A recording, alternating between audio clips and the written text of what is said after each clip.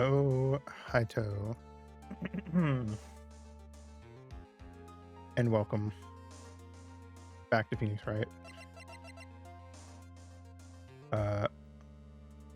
Congrats, Emery, on being the first pupa, and thank you, Equation and Cry, for your daily dues. Oh, I forgot my intro. It is I, Aito, your Moth Fairy Guide to Magically Fantastical Worlds. And today, we're playing Phoenix, Wright. And we gotta guess the game before we start.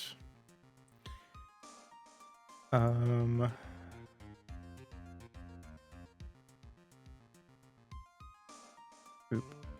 Ah. Hmm.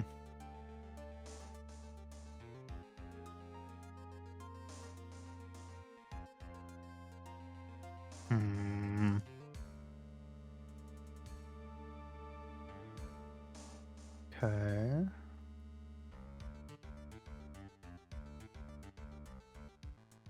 It's an interesting art style, but I have no idea what it is. I definitely think if I knew what this was, I would have already guessed. Phonopolis. I've never heard of that one. When did it come out? Oh, this year. Okay, that's a little mean.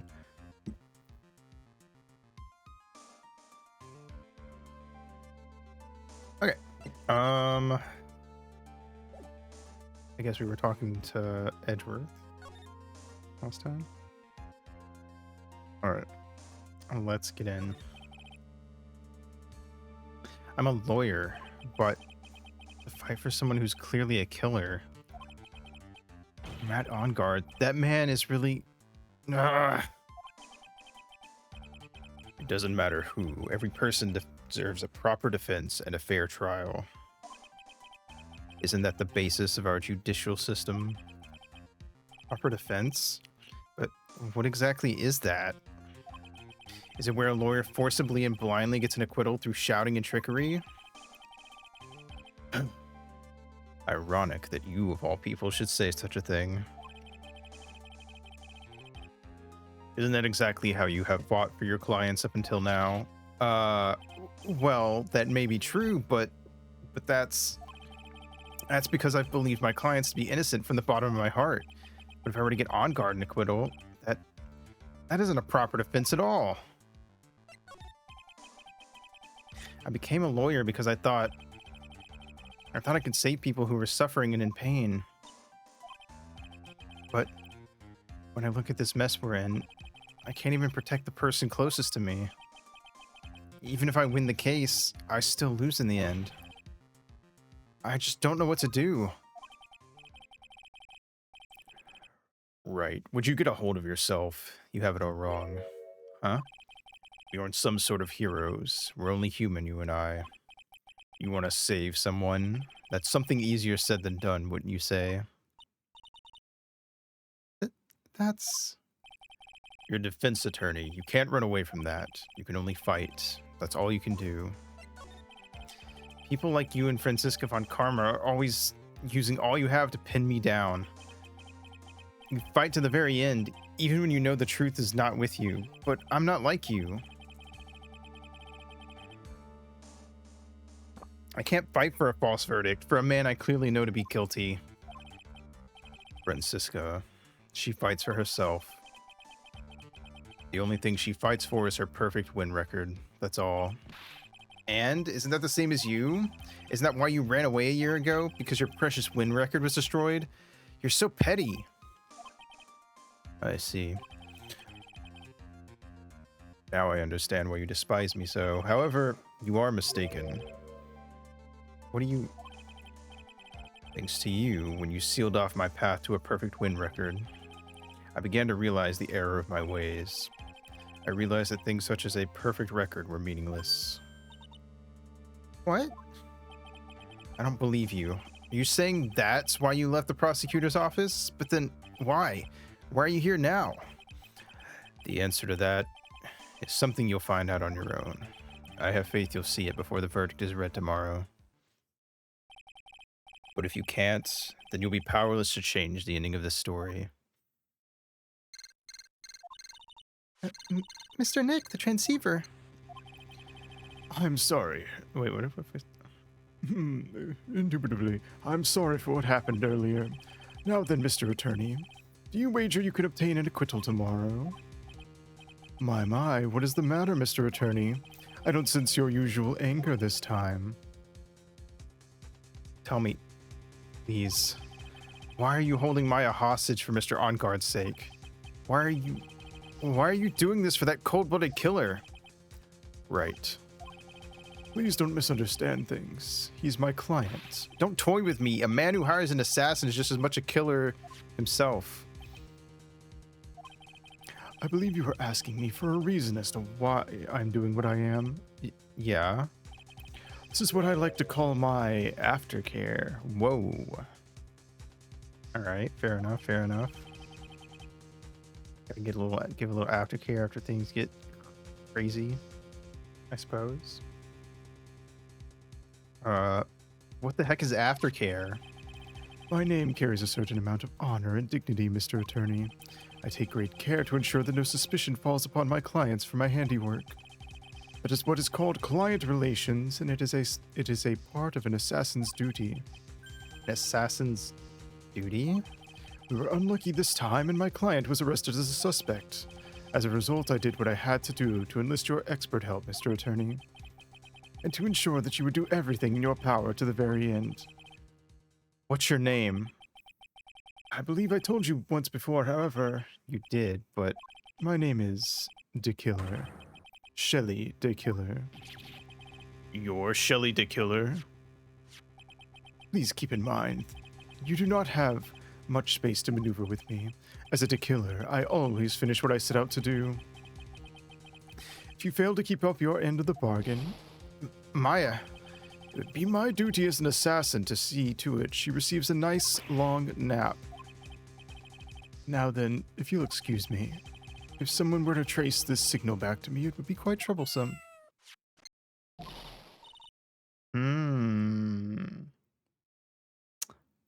Missing Maya. Missing Maya! I don't know what to say. Edgeworth! Did you hear that? At the end of that transmission. Huh? Oh, that. It sounded like a cat. Cat? It can't be. That cat, can it? What is it? I think I know where Shelley DeKiller is holding Maya hostage. Edgeworth, have all police units head for On Guard Mansion immediately. All right, you hurry over as well then. Don't lose hope yet, Earls. The fight has only just begun. Yeah.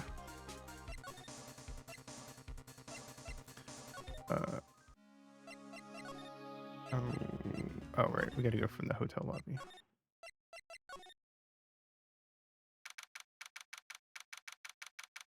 Cool. Maya! He's after us! I'm missing Maya!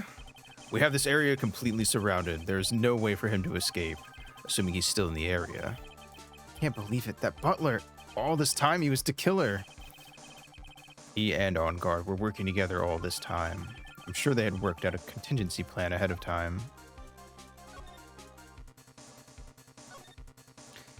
There's a small door at the bottom of the bigger door, Mr. Nick.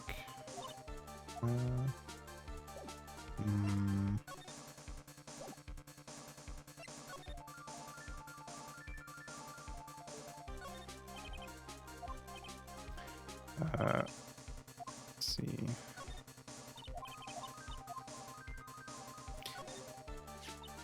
Oh, it's a figurine of a bear, but there are a lot of cuts in it for some reason. Wooden bear-shaped figurine. It's covered in many thin cuts. A bear? Isn't that more of a thing for Mr. Corrida? Why would something like this be here? Right, look down. There's a little pet door installed here. I'm sure that's for Shu. Do you think that this came through that little door? This door, it's locked. Well, I'm pretty used to breaking doors down by now. Let's go, Edgeworth.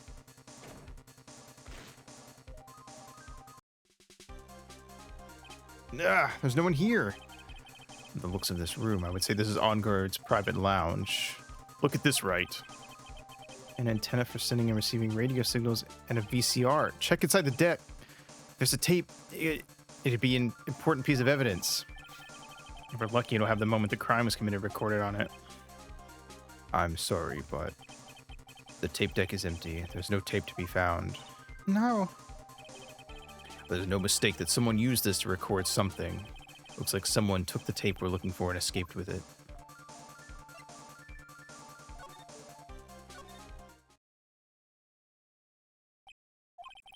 We've searched all over, but it looks like he got away. I'm sorry. It looks like he slipped out of our grasp this time. And now, we've lost our only lead. Don't give up yet. That little girl is looking to you to be her pillar. Yeah, you're right. We're close, I can tell. We've already set up checkpoints along every route leading out of this district. Leave the rest to us.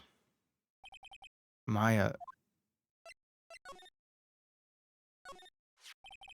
This looks like a picture of Miss Impax. With love, Celeste. Miss Impax? You mean... Yeah. Mr. Kurita's former manager. Why would a picture of Miss Impax be here in Mr. OnGuard's mansion? And why does it say with love? This might be a clue. Celeste's photo, found at OnGuard mansion with love, Celeste, is written on it. What's wrong, Pearls? Please let me see that picture frame. Huh? What's so special about the frame? On the back, there's something written on the back of the frame. Maya. It's missing Maya. She left us a message. What?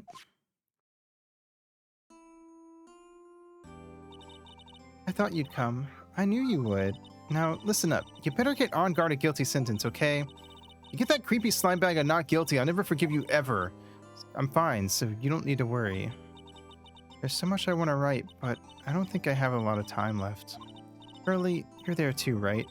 Make sure you help Nick, okay? Someone's got to watch out for the helpless lunk. That's it for now, Nick.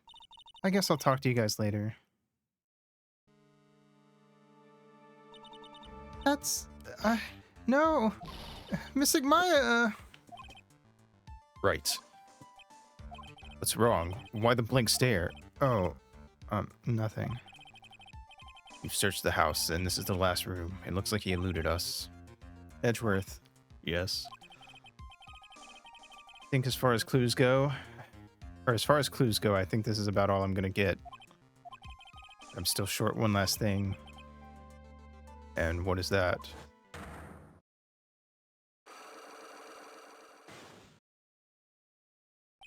It's Andrew's Cyclock. I could just find out what secret she's holding, and I think I stand a chance in court tomorrow. Blow this case wide open and expose the truth. I think I know what you're thinking. I'll contact the detention center. Thanks, Edgeworth. Let's go, Pearls. It's time to open that last lock.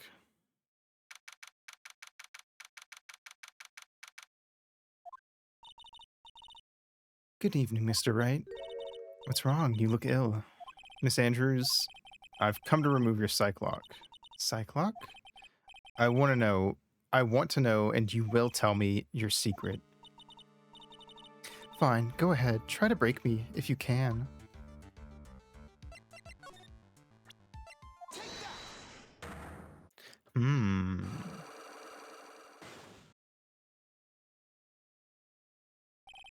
Why frame him? Can you please tell me why you framed Mr. OnGuard for the murder? I've already told you countless times it's because I thought Matt was the killer. No, that's not it. I know you have a personal reason to dislike Mr. OnGuard. Miss Andrews, you may think I didn't hear it, but I know you said something earlier. You said revenge. So you're saying I was taking my revenge out on Matt, and that's why. What an absurd idea. I don't have anything I want to take revenge for. Miss Andrews, a woman who lives by being dependent on other people. There's something or someone in her past that would make her take revenge. I'm going to say since the last thing we got was this photo with the thing on it, and then it needs to be a reason why she'd frame Matt, that it's this. Are you trying to help or hurt Matt with what you're doing? Huh? What do you mean? Oh, wait, is that not it?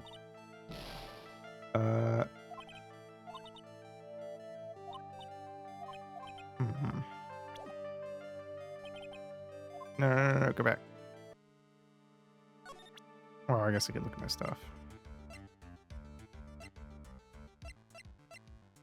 Do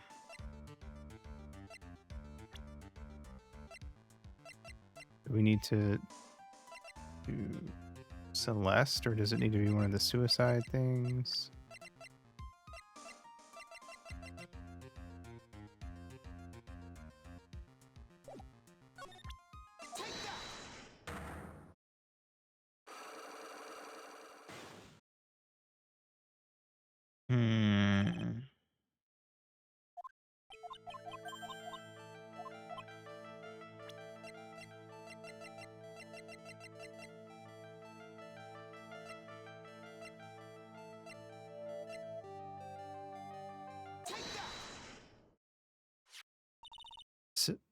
Celeste. There's only one catalyst that would cause such strong feelings and even revenge, and that is Miss Impax's suicide. What are you trying to say? Celeste was Juan's manager. Top of that, the one who hit her suicide note was also Juan. What does all this have to do with Matt? You're right. You haven't mentioned him yet.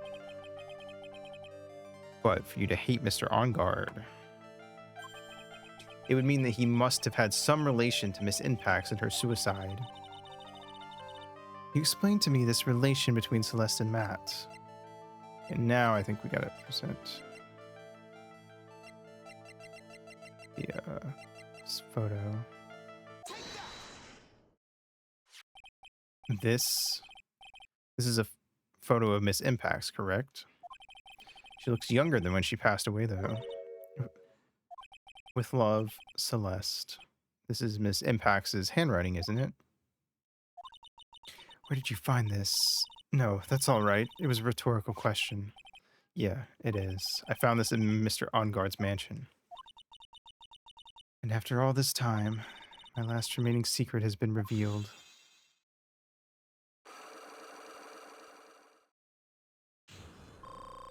Yay!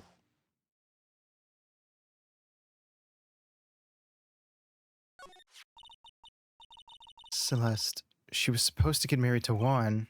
Yes, but I heard that it didn't work out. Because Mr. Corrida didn't want to get married to her anymore, right? Yes, because of Matt. But because of Mr. Onguard? What do you mean? I think I can see where this is going. Celeste, she was Matt's manager a long time ago. She was the happiest woman in the world at the time. I was working part-time back then, and I often saw the two of them together.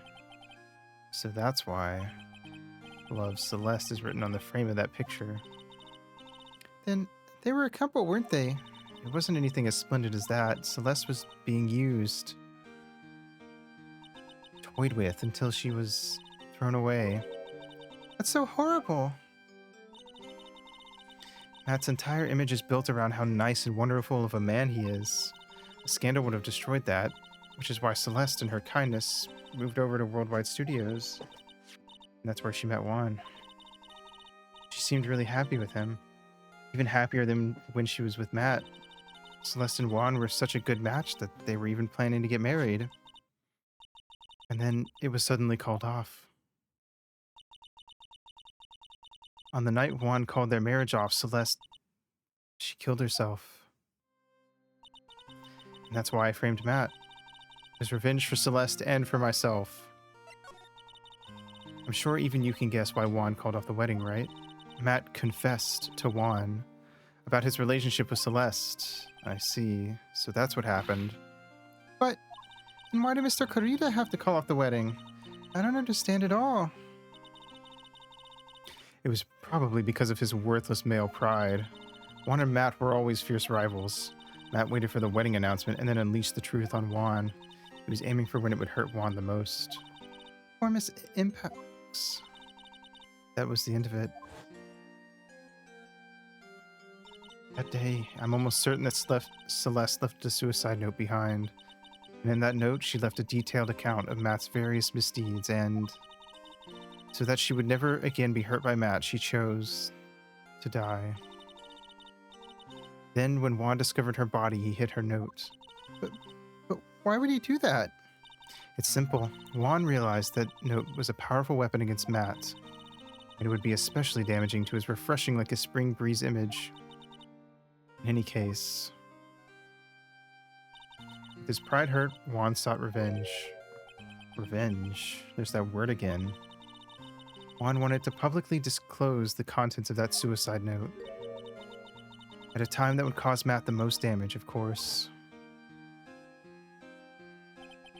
And that was at the press conference after the stage show. I know all about it because I heard it all from Juan. It was so I could find out about all this that I drew close to Juan to begin with. They're quite a pair of hideous monsters, aren't they? Even Celeste's death was something for them to use in their game. That night, when I found Juan's body, it was only natural that I thought the murderer was Matt. Those two were always spying on one another after all. As for me, I was frantically searching for Celeste's suicide note. I wanted to destroy it before it ever went public. I was going to burn it. I had even brought a lighter. But I couldn't find the suicide note, and that's when revenge crossed my mind. Yes, I was going to bring them my own kind of cruel revenge. Celeste was killed by those two monsters. So when I stabbed Juan's body with that knife, I didn't feel a single shred of guilt. And that's all I have to say. Well, Mr. Wright, even knowing all this, are you still going to help that man? I'm a lawyer. I see. What a foul profession. Thank you very much for your time and for talking with me. It was no big deal. I couldn't sleep anyway. I can't sleep either, not with Maya's situation or what I know now. Damn, this shit's crazy. I totally thought at the start of this case there was no way Matt could have done it because I was so convinced they would never give Phoenix a client that was actually guilty.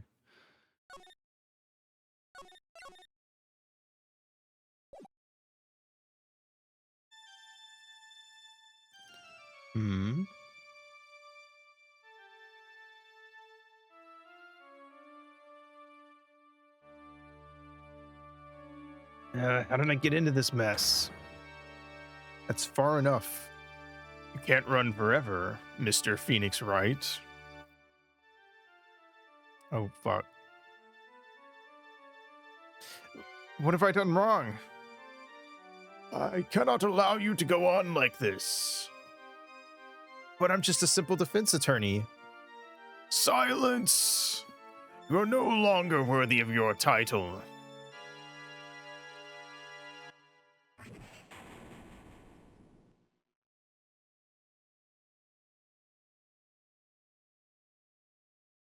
Had this dream before, someplace, some time ago, as if this day was written into my destiny. Day I'll stand in court as a lawyer. Prove a killer innocent.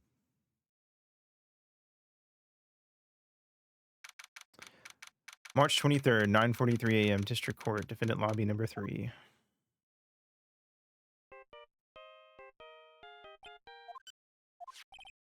Hello, this is Phoenix Wright. You don't look so well, dude. You're gonna prove me not guilty today, right?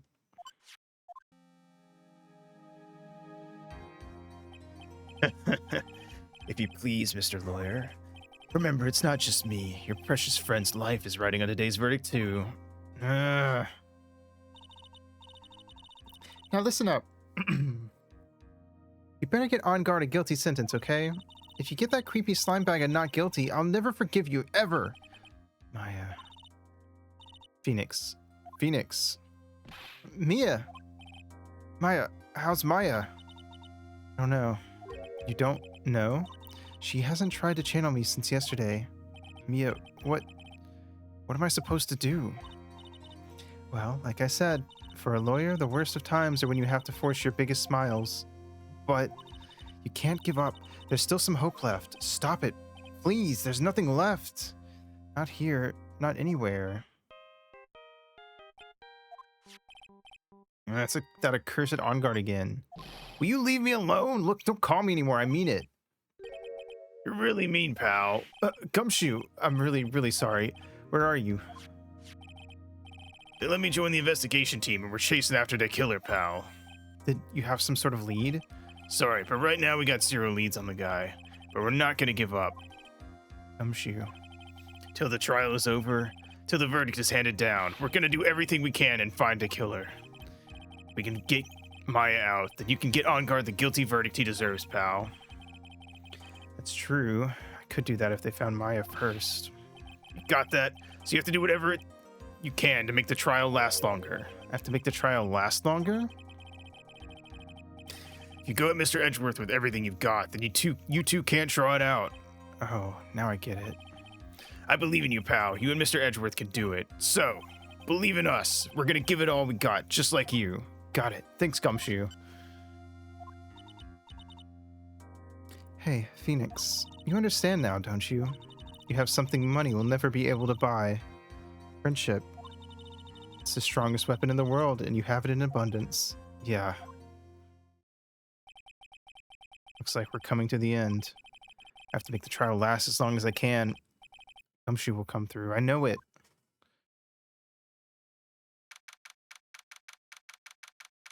March 23rd, 10 a.m., District Court, courtroom number 3.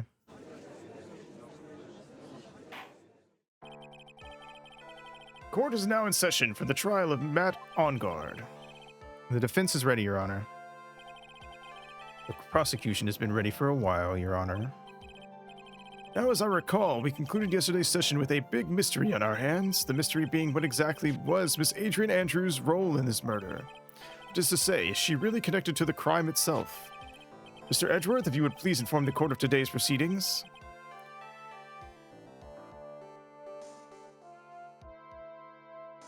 Adrian Andrews. She forged evidence that threw suspicion onto Matt Onguard, and then proceeded to escape the crime scene by wearing a nickel samurai costume. The guilt of these actions are those from which she cannot escape. Then you're saying that she is guilty after all? I'm not finished, Your Honor. Miss Andrews has nothing to do with committing the actual murder. I would like to direct the court's attention to this card. What is that? It looks like a shell. This is a calling card of a certain assassin. Assassin, you say? Yes. Juan Corrida was killed by a professional assassin, and the person who hired the assassin, his client, so to speak, is Matt Onguard. What a surprising turn of events. I would think it's become commonplace by now, Your Honor. I know what's going on this time, so I know that everything Edgeworth has said is true. But we still have to hold out as long as we can, at least until Maya's safe and sound. I wonder how the trial will turn out today. Now then, please call your first witness, Mr. Edgeworth. The prosecution calls the defendant's mentor, Mr. Will Powers, to the stand.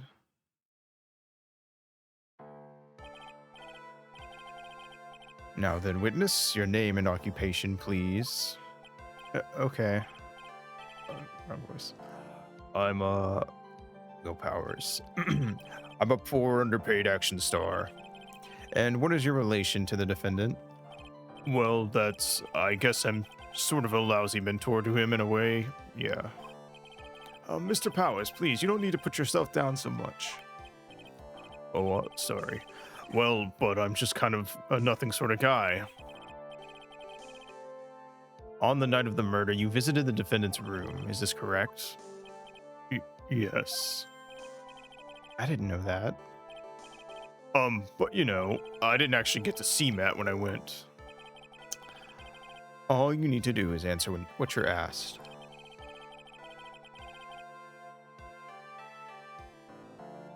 Now then, I would like you to please testify about what you went to why you went to Mr. Onguard's room. Okay, sure. I didn't realize how similar their voices were. After the awards ceremony, I went by myself to Matt's room. Matt was standing there in front of his room, still in his nickel samurai costume. He was talking with someone. At first, I thought it was the bellboy. I watched the two of them for a while, but then I gave up and went back. I had guests with me that night, and I couldn't make them wait for me. Nothing sounds out of place in Mr. Power's testimony.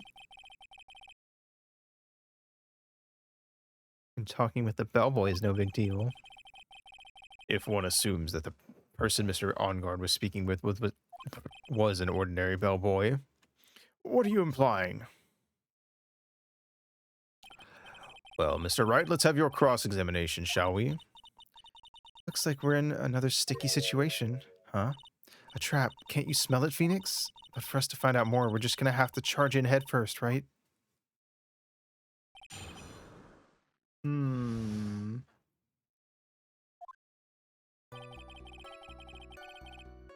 After the award ceremony, I went to by myself to Matt's room. Oh, wait. Shit. The defendant's room? Why did you go there? Well, I'm his mentor, like a big brother, sort of, and I wanted to say congrats. What's wrong? Why did you stop? Mr. Wright. What is it? You're gonna try to trick me into a corner, aren't you? Huh? I know I'm just a poor, underpaid action star, but I'm not the killer. No one said you were, Mr. Powers. No, please don't trick me. Every time you do your lawyer thing, the witness suddenly turns into the bad guy. Every time?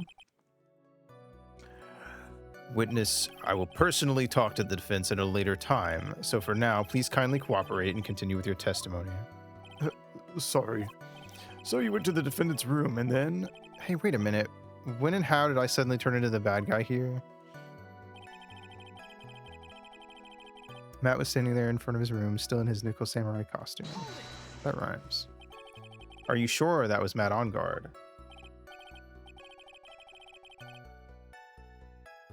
Yeah, I'm sure. He wasn't wearing the nickel samurai mask then. That's the case, and he really can't be mistaken. And what was the defendant doing, standing in front of his own room? Talking with someone at first, I thought it was the bellboy. At first? What do you mean by that? Well, he was in a bellboyish uniform and he had a bottle of juice on a tray. Sounds like an ordinary bellboy to me. Yeah, but I didn't think he was a normal bellboy. And why was that? Why did I think that, Mr. Wright? How am I supposed to know? Sorry, but I can't remember right now. Sorry. Guess I'm gonna have to wait patiently on this one. I watched the two of them for a while, but then I gave up and went back.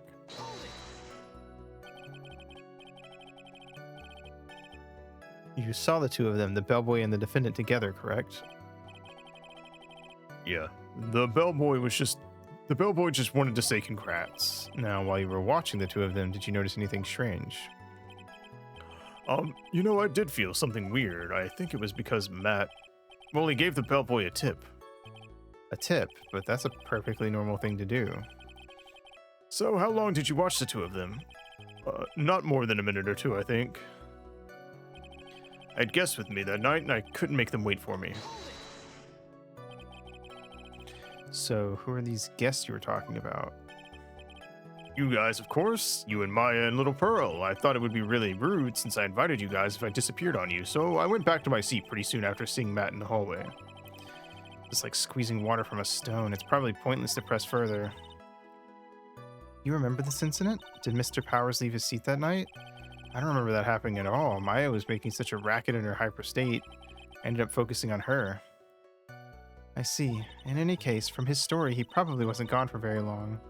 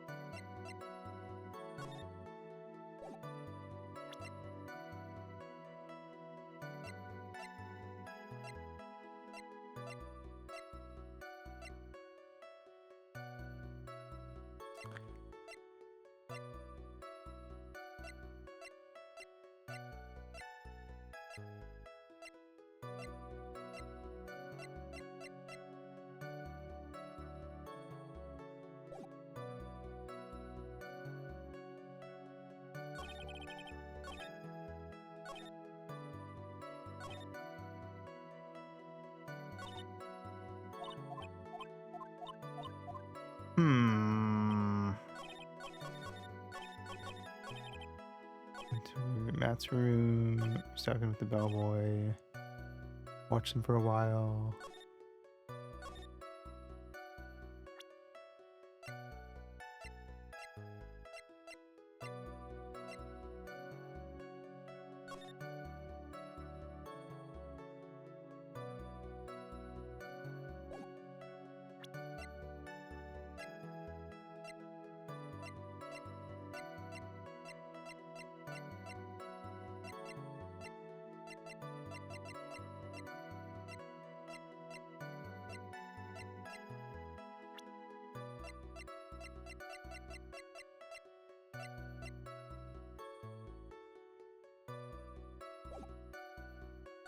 I would kind of wanted to do uh present the killer's face, but I don't know if that'll work.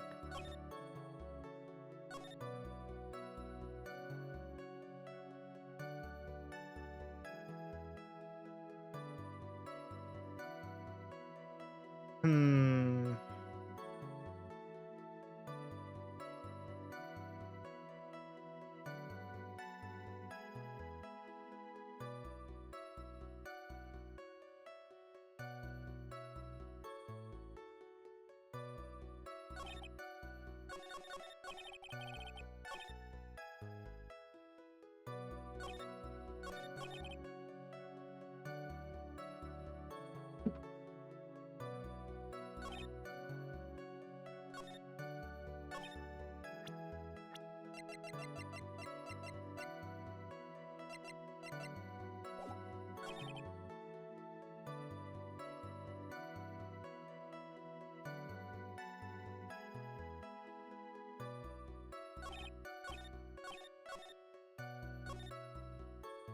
Hmm.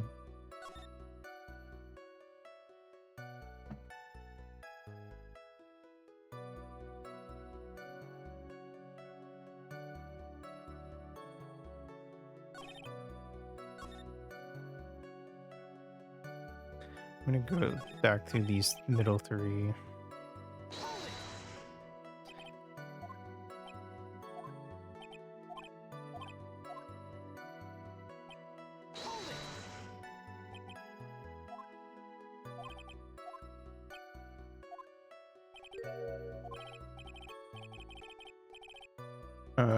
Wait, did it change? Hold on. No. Oh wait, did it? Oh, is it because the other thing he said earlier? Do we have to press it twice or something? I think it was because Matt, well, he gave the bellboy a tip. Could it be that you felt that something strange about the tip giving incident itself? Yeah, that's it. You really know your job. Mr. Edgeworth? Yes, Your Honor. This bellboy, he wasn't an ordinary one, was he? Perhaps we should let the witness tell us. Very well. Mr. Powers, please amend your testimony. You mean about the bellboy, right? Matt gave the bellboy a tip.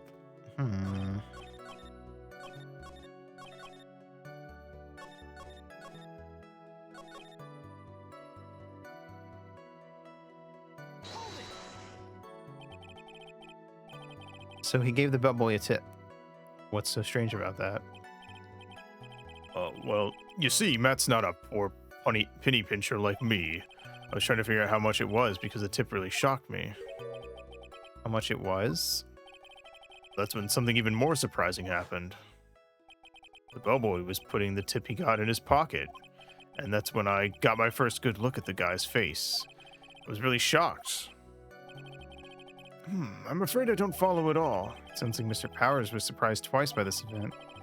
I wonder which of his shocking moments I should ask about.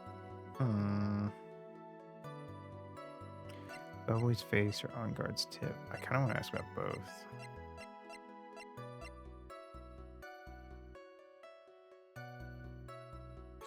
But if we can prove that the tip was like insanely large, then that would throw suspicion onto that conversation at least. So I'll go with that first. The defendant is a huge star. He can afford to give generous tips, wouldn't you agree? Sure, but giving him that much was maybe a little too much, I think. A little too much. Would you please clarify for the court about how much would you say the defendant gave to the bellboy? Honestly, I don't know. I can't even begin to guess. And why is that? Because he gave the bellboy a really, really fat roll of cash. A roll of cash? Oh, well, how interesting. That certainly was a very generous tip, wasn't it? A very fat roll of cash? That can hardly be called a tip, Your Honor. The judge is beginning to look awfully suspicious of us.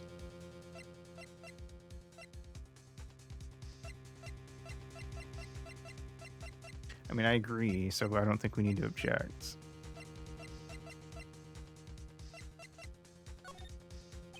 Nothing I can really object to here. I mean, who can argue that a fat roll of money isn't really odd? So supposing that roll of cash was not a tip, then what was it? Payment, Your Honor. Payment? Isn't it obvious? For the murder of Mr. Juan Corrida. Then the bellboy the witness saw. Yes, he was the assassin. Hold your horses now, Mr. Edgeworth. You don't have any proof of this, do you? Have I ever been unprepared to support my claims, Your Honor? I have here the card Shelley the Killer left at the scene of the crime. Shelley the Killer? He's the person the police's special investigations team has been chasing for ages. I'm certain that the person the witness saw was this very assassin, Shelley the Killer. Really? What's wrong, Mr. Powers? No, nothing. Something just clicked in my head, and I think I just figured something out. Oh? Actually, I saw that bellboy again later on that night. What? Mr. Powers, please testify. Tell us what you saw. Yes, sir, right away.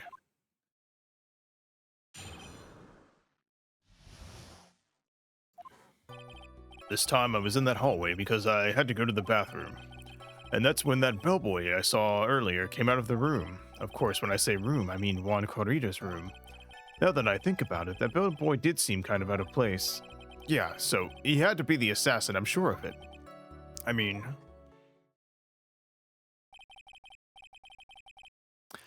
Thank you very much. That is all we need for now. Huh?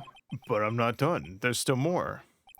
Let us first establish that the bellboy was truly Mr. Day Killer, then we shall see. So the bellboy came out of the victim's room. And if that bellboy really was the assassin, then I think the answer is fairly obvious. That would be correct, Your Honor. Well, Mr. Wright, I believe it's your turn to entertain us and make us laugh. Ha ha ha ha. This is no laughing matter. Alright, the second time.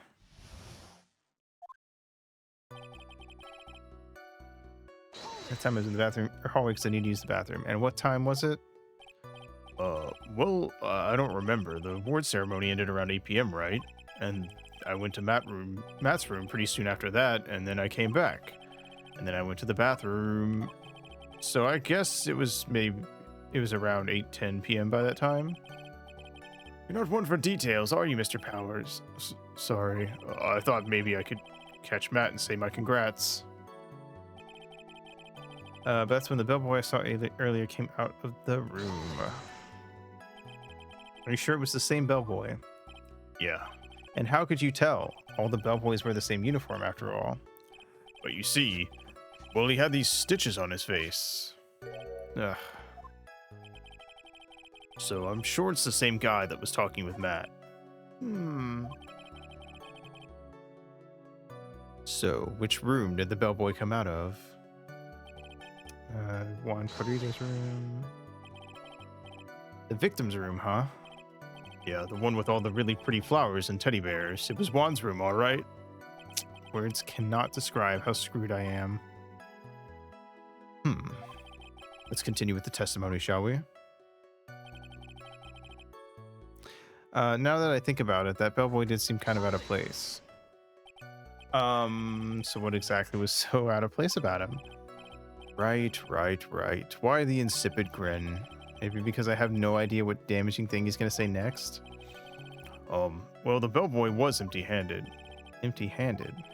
Well, he was one of the room service people, right? But he wasn't pushing a cart. He wasn't holding a tray either. Call that a little strange, too, wouldn't you? I agree that it is a bit strange, Mr. Powers. But is it really that unusual for a bellboy to be empty-handed? What should I do? Should I let Mr. Powers' testimony slide? I think when in doubt, always pull a fast one, Phoenix. There's nothing strange or unusual about an empty-handed bellboy. But there really is. There really isn't. You two are done being school children. Bellboys are for room service. There's no reason for them to be empty-handed ever. Your Honor, I ask that the witness's previous statement be supplanted with this new one. Edgeworth, you gonna do whatever you can to make the bellboy look suspicious? I see. Very well. This court recognizes and grants the prosecution's request. Mr. Powers, if you could amend your testimony, please. Yes, sir.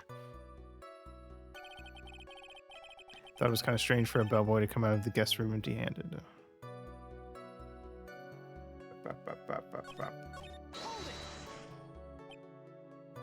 So you're just saying that it's suspicious for him to be empty-handed? Yeah, really suspicious. I mean, when I first saw that bellboy, he was holding a tray in his hand, and there was a bottle of juice and a wine glass on it. Juice? What kind of juice was it?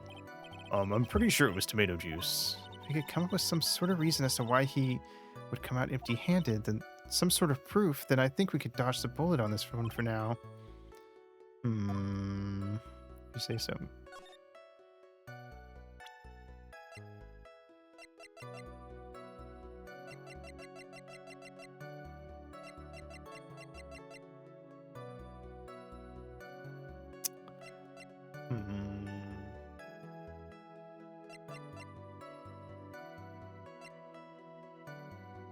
Probably the wine glass. I mean, I guess that doesn't explain why he would leave the tray, though. Is the tray there? Is that the tray? Yeah, it is there. Oh wait, maybe I need to do this then. Because it shows the tray. Mr. Powers. Yes? You're easily influenced by other people's words, aren't you? As soon as you heard that the bellboy might have been the killer, you got caught up in believing it must be true. But isn't he really suspicious? He's got all those stitches and... So, a baseball has stitches. Are you saying all baseballs are suspicious because they have stitches? Well, there's also, I mean, what about him being empty-handed? I'd like to ask the court to please take a look here. This is the crime scene. There's a wine glass sitting next to Mr. Corita's body. The liquid inside this glass is tomato juice. And now, if you would look at what is on top of the table in the lower right corner here. Anyone can clearly see that it is a tray with a bottle of tomato juice on it. The bellboy had just brought this to Mr. Corita's room. He left the tray in the room, which is why he was empty-handed when he left. But it would mean that the bellboy had seen and left the dead body in the room. Ah, but you can prove that But can you prove that Mr. Corita was already dead at that time? Mr. Edgeworth. Yes. I blame you for leading me down this route. I'm terribly sorry. What is with him? Why is he laughing? Witness, isn't there one more thing you would like to share with us? Is there? I don't know. I gave him like a combination of his voice and the judge's. The bellboy was empty-handed, or should I say empty-handed. I recall you had something interesting to say about his hands. Oh, yeah, I almost forgot. Huh? What? The bellboy, he was wearing gloves. Gloves? Yeah, pitch black leather ones. All the other bellboys don't wear gloves like that, right? Black leather gloves. Why didn't you mention them earlier? Sorry, it slipped my mind. Boy, does this make the bellboy look really suspicious. Alright, gotta focus. Can't get lax here. So what if he had gloves? A lot of bellboys wear gloves. Come on, Mr. Wright. Come on, Mr. Wright. That bellboy was wearing black leather ones. So a football is made of leather. Are you saying all footballs are suspicious because they're made of leather? With that man, he received a large roll of cash from the defendant, and then he was seen leaving the crime scene wearing black leather gloves. I don't think that even someone like myself can believe he was just another bellboy. It seems that we have finally come to an understanding. Now then, witness, please continue with the rest of your testimony. The rest. Oh yes, please tell us more. Okay.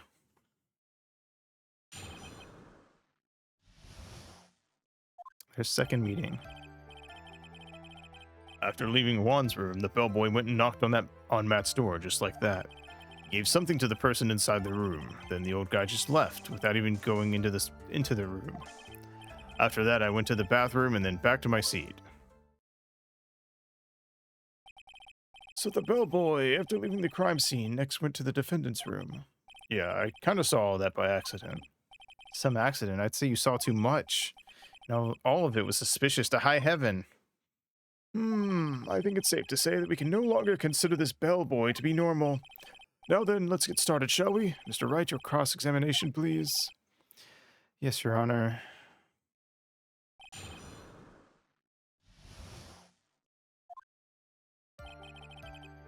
After leaving Juan's room, The bellboy went and knocked on Matt's door just like that. Is that what you saw while you were busy spying? excuse me, I may be a poor underpaid action star, but even I wouldn't stoop to spying. Well, I think the point is, where did you watch all this from, Mr. Powers? Oh, from the door of the bathroom with my left eye and a sort of sneaky spy-like. I knew he was spying. Please, does it really matter if he was doing it over or underhandedly? What did the bellboy do next? That's all I care to know. Give something to the person inside the room. I said, hold it. Okay. That's better.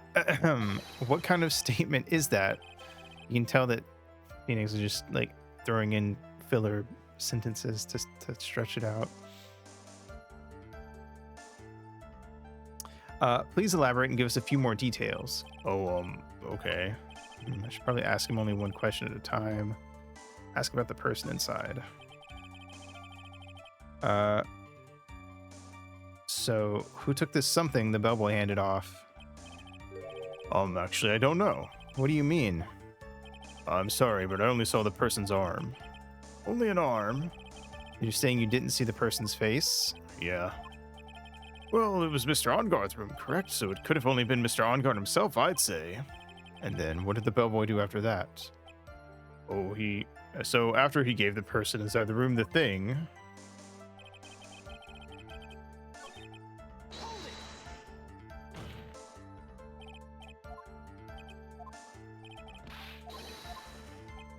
I'm gonna check the other stuff. He gave something to this person. Yeah. And what was this something? If I remembered what it was, I wouldn't be calling it a something, would I? This implies that something was removed from the scene of the crime. Are you sure you really can't remember, Mr. Powers? I think it was something kind of small. I would like to summarize the testimony up to this point, if you don't mind. When the bellboy left the crime scene, he immediately went to the defendant's room. There, he handed a small item of some sort to the person inside. As for the person who received the item, all you could see was this person's arm. Yes, it was just like that. Mr. Edgeworth, is all this really that important? Of course, Your Honor. I think this is of the utmost importance. This is when whatever was removed from the crime scene was handed over to the client. Mr. Powers, please try to remember what it was the bellboy handed off. Well, let's see. I think it was... No. Remember, please add it to your testimony. Yes, sir. If I saw it again, I would say for sure, but I think it was some sort of wooden statue.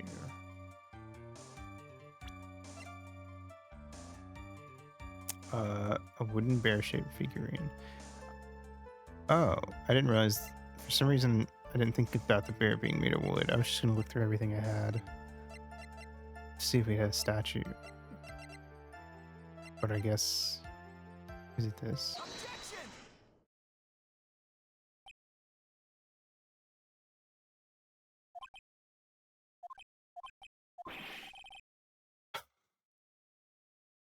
What was the point of that pregnant pause? Where did that objection come from? Well, speak up. It was me, Your Honor. What is it, Phoenix? I have a feeling that something bad is going to happen once I show this. Mr. Wright, if you have something to say, please spit it out. Yes, Your Honor. Okay. Okay, Phoenix, deep breath. Mr. Powers, the something you saw, was it this item? Oh, hey, that's it. That's the something. Wow, Mr. Wright, you really figured it out. I recall we found this at Matt Onguard's mansion. At the defendant's mansion? What does this mean? It's simple, Your Honor. Shelley Day Killer assassinated Juan Corrida in his room, and then he stole this wooden bear from the scene of the crime. Then the bear being found at Mr. Onguard's mansion would mean... It goes without saying, Your Honor, Matt Onguard is Day Killer's client. Order. Order! Order! I said order! Mr. Wright, this is a most unfortunate turn of events for you. Yeah. Sorry, Mia. No, it's all right. Your judgment was sound. Actually, I figured the bear would come up. If not now, then it would have later on. Even if you hadn't shown it to the court, I'm sure your friend Edgeworth would have. I almost forgot that he knew about it too. I think it is clear that there is no need for us to continue this trial. Can't let this happen. I have to do something. There has to be something we've overlooked. Your Honor, a minute, please. Yes, Mr. Wright. There are still a few points left that we have not fully explored. What are you trying to pool? Oh, well, we can't have that. All right, Mr. Wright, what questionable point would you like to explore further? Powers' testimony, the person who perceived the bear itself.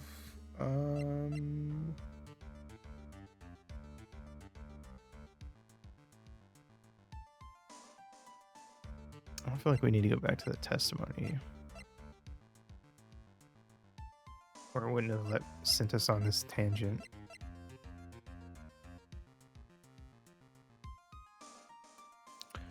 Let's do the person who received the bear.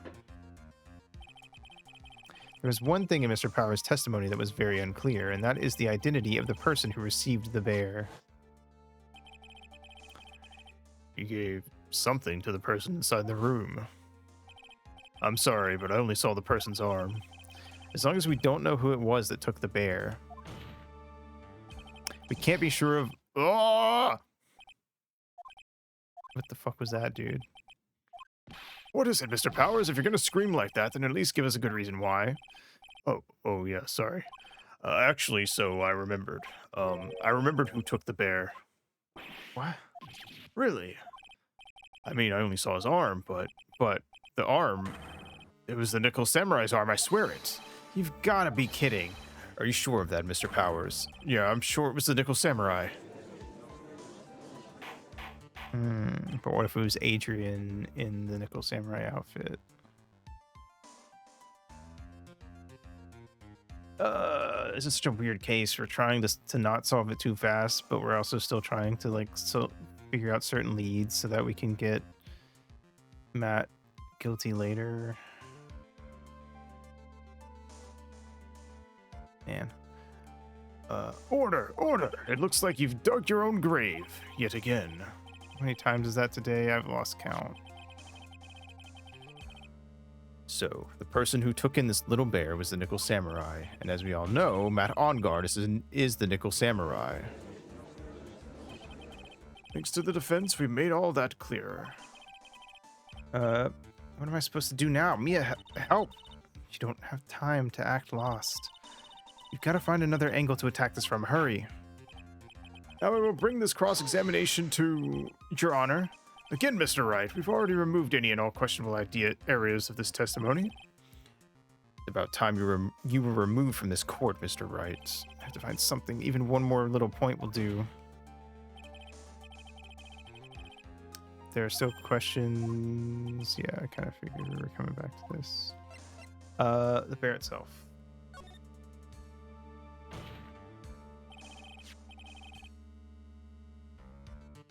I think it's fairly obvious that the bear itself is very questionable. Don't you mean very questionable? The bear, Mr. Wright. This was found at Mr. Onguard's mansion. However, Mr. Onguard was arrested at the hotel that night, which means that since the murder occurred, he has not had a chance to go home. Oh, I think Your Honor has already figured out what I'm trying to say. It is not possible that it was Mr. Onguard who took this bear to his mansion. why, that's very true. We didn't consider that point, Mr. Wright. There was no way time-wise for the defendant to have taken this bear home. Phew, disaster avert. You haven't gotten... The best of me yet, Mr. Wright. Huh? I remember it clear as day. I remember what you muttered to yourself at Onguard's mansion. We have this area completely surrounded. There is no way for him to escape. I can't believe it. That butler, all this time, he was the killer.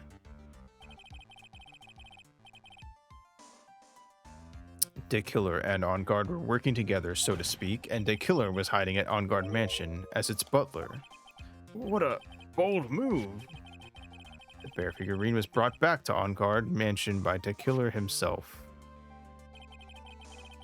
When it looked like he was about to be arrested, Onguard had him do so.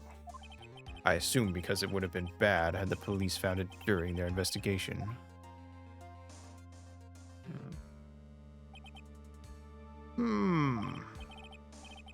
Well, Mr. Wright, you've been quiet for a while now. This is too much. Isn't there anything I can attack at all?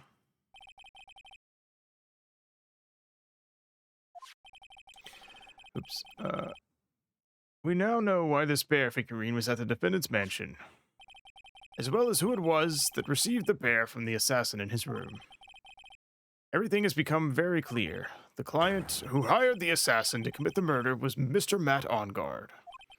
I see no reason for this trial to continue, therefore I will now hand down my verdict. Thank you, Your Honor, for understanding. You see, Mr. Wright, you could not win against the truth, could you? I knew it would turn out this way. After all, what Edgeworth has stated is the truth. Any last objections, Mr. Wright? Well, do I? What should I do? I mean, we can't let the trial end and...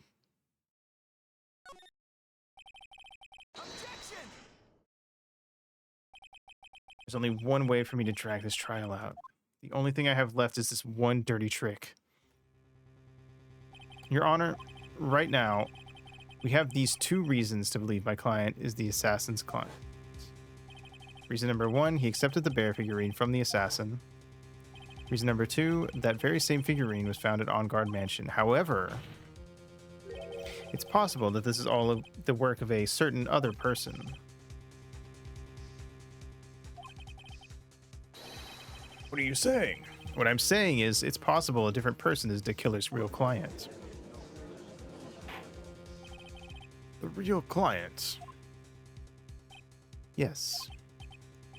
Tisk, tisk. Is that all you have? Now then, Mr. Wright, let's hear your theory. Who do you say is the killer's real client and therefore the real murderer?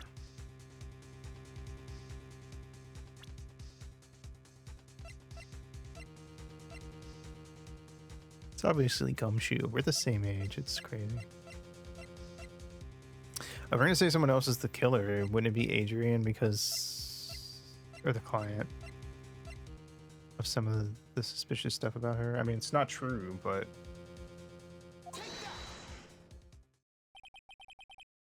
Adrian Andrews? Yes, we already know that she tried to frame Matt Onguard for the crime by wearing a spare nickel samurai costume.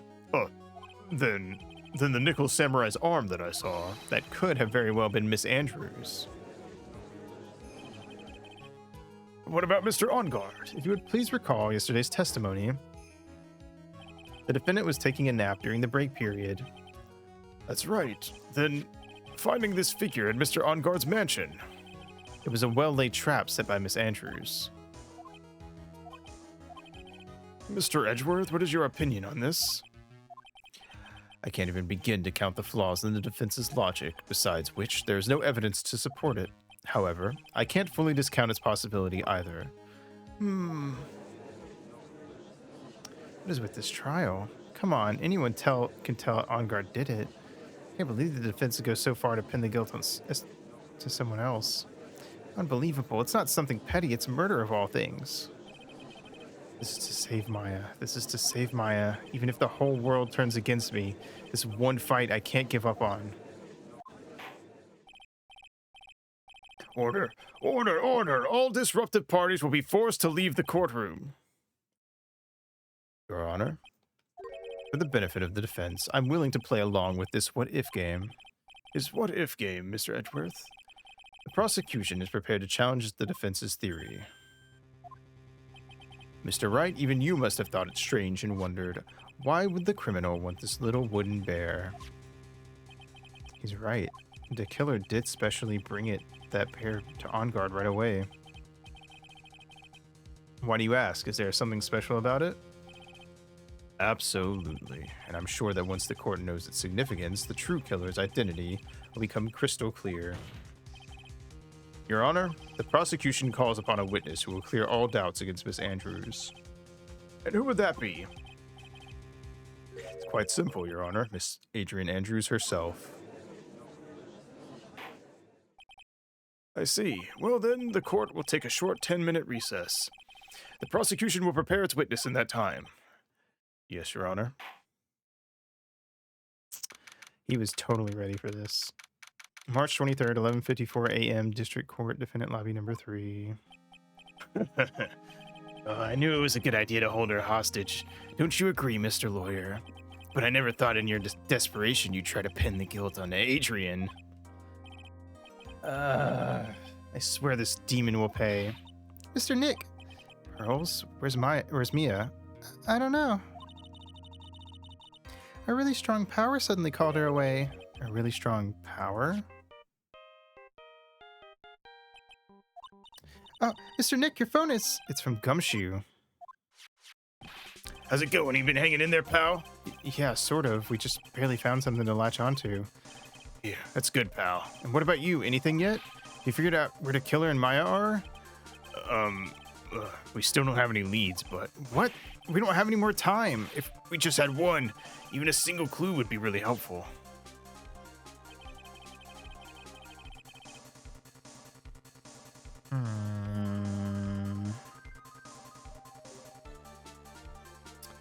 I was only able to come this far because I kept thinking to myself, I'm trying to think of if we have evidence we could present to Gumshoe here. We got to keep the trial going until Maya's been rescued. But have I just run out of luck this time? Is all our hope for naught? A tent, huh? A tent? I could see a circus tent. Oh, hi, Mia. Mia? Looks like Maya was unconscious until just a few minutes ago. As soon as she woke up, she called for me. So it was Maya that called you away. She's locked in a dusty little room right now, but I could see a circus tent outside the window about 300 feet away. Gumshoe, is there a circus in town right now? There's only one, pal. The Berry Big Circus. Oh my god. I cannot believe the Berry Big Circus is going to save the day. Jesus Christ. That is... Mo would be proud. Maya's somewhere within a 300-foot radius of the main tent. What? Okay, hold on a sec, pal. Hey, draw a circle on that map. About a 300-foot radius from the main tent. Hurry. And I can see a mailbox under the window just outside.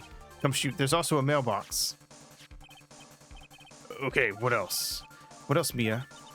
I'm sorry, but it was a very small window. I couldn't see anything else. Felt like I was in an old office building, maybe the 3rd floor or so. I heard her. An old office building. Good stuff, pal. Hey, just hang in there. Just a little longer, pal. Wish us luck. Good luck. I'll call you later, so don't let your battery die, okay, pal? Mia, Maya's not hurt, right? She's in a pretty bad state, Phoenix. She's being starved. Shoot, please hurry. Looks like we're out of time. Are you all right, Phoenix? It's only a matter of time before Maya's rescued. I can do this. I just have to make this trial last a little longer. Surprised the game didn't give me a chance to save. March 23rd, 12:05 p.m., District Court, Room Number 3. Court will now reconvene. I'm going to take a break before we get back. So, I will BRB. And then we'll do Adrian's testimony.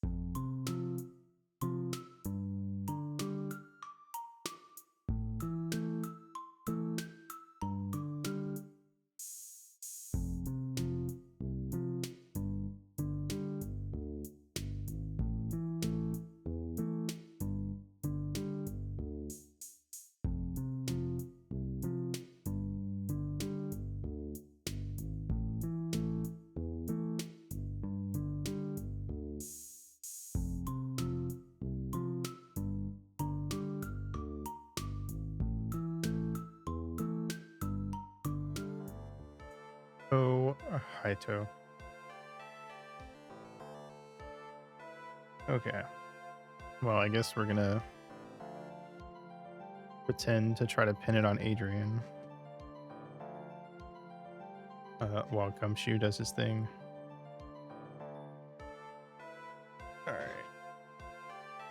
Alright. The killer, the man who murdered the victim, handed this to his client. From this, one obvious question arises. Why this particular item? I believe the answer to that question will provide us with the name of the real culprit.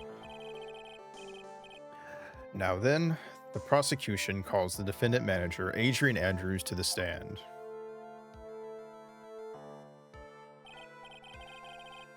Currently, the witness is accused of tampering and obstruction of justice. However, you have been called to the witness stand today by us to ascertain who exactly is guilty of murder. I understand. Very good. Now, have you ever seen this bear before, Miss Andrews? Of course I have. You've seen it before. That's right. It's only natural that the witness has, Miss Andrews. Could you please enlighten the court to this bear's secrets? All right. Why? Why does she... The bear figurine. Actually, this is an elaborate puzzle. If you know the correct order, it can be taken apart one piece at a time.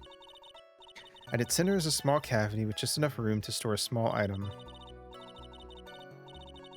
Because of its complexity, if you don't know the order, you can't open the bear. You really can't tell that it's a small jewelry box just by looking at it.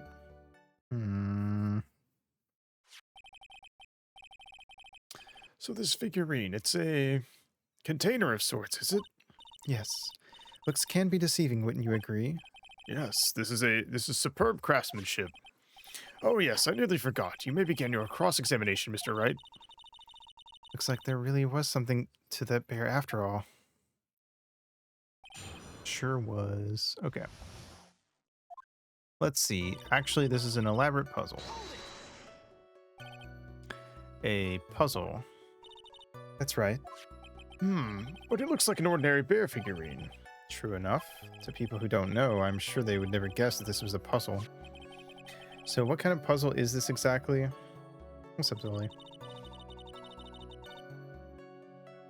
If you know the correct order, it can be taken apart one piece at a time. So you can take it apart, and how would one go about doing that? Well, you first turn its tail to the right and then push it in. Oh yes, I see. After that, the arms and legs are free to move and can be removed. Oh, this is most interesting. A boy and his new toy. It's like he's 5 all over again.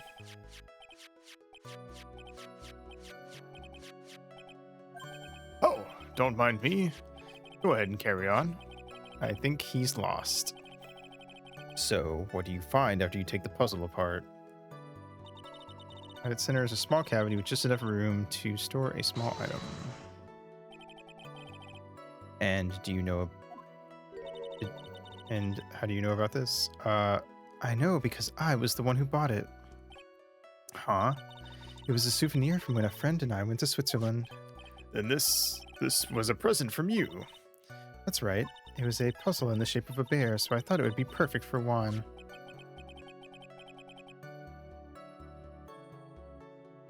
So it was a present for Miss Andrews. Okay. Because of its complexity, if you don't know the order, you can't open the bear. So who exactly knew how to solve this puzzle? Only the two of us, Juan and myself. It was a souvenir from Switzerland, so I doubt that there are many people with the same bear in this country.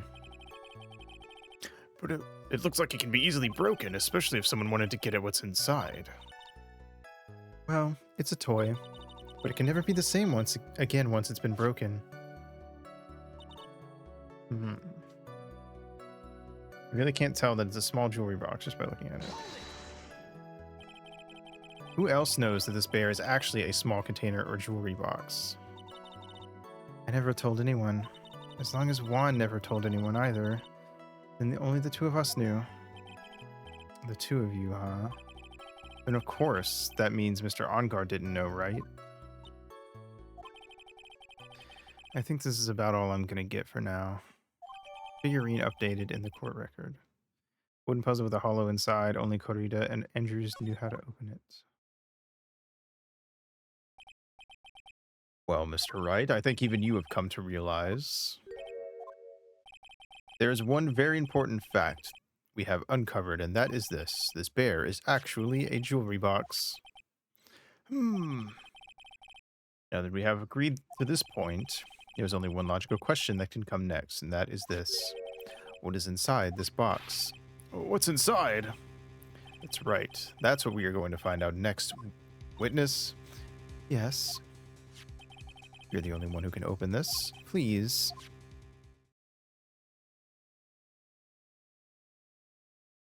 There's a painful silence hanging over the courtroom. All eyes are on Miss Andrews now as she solves the puzzle. Oh, there we go. I've opened it.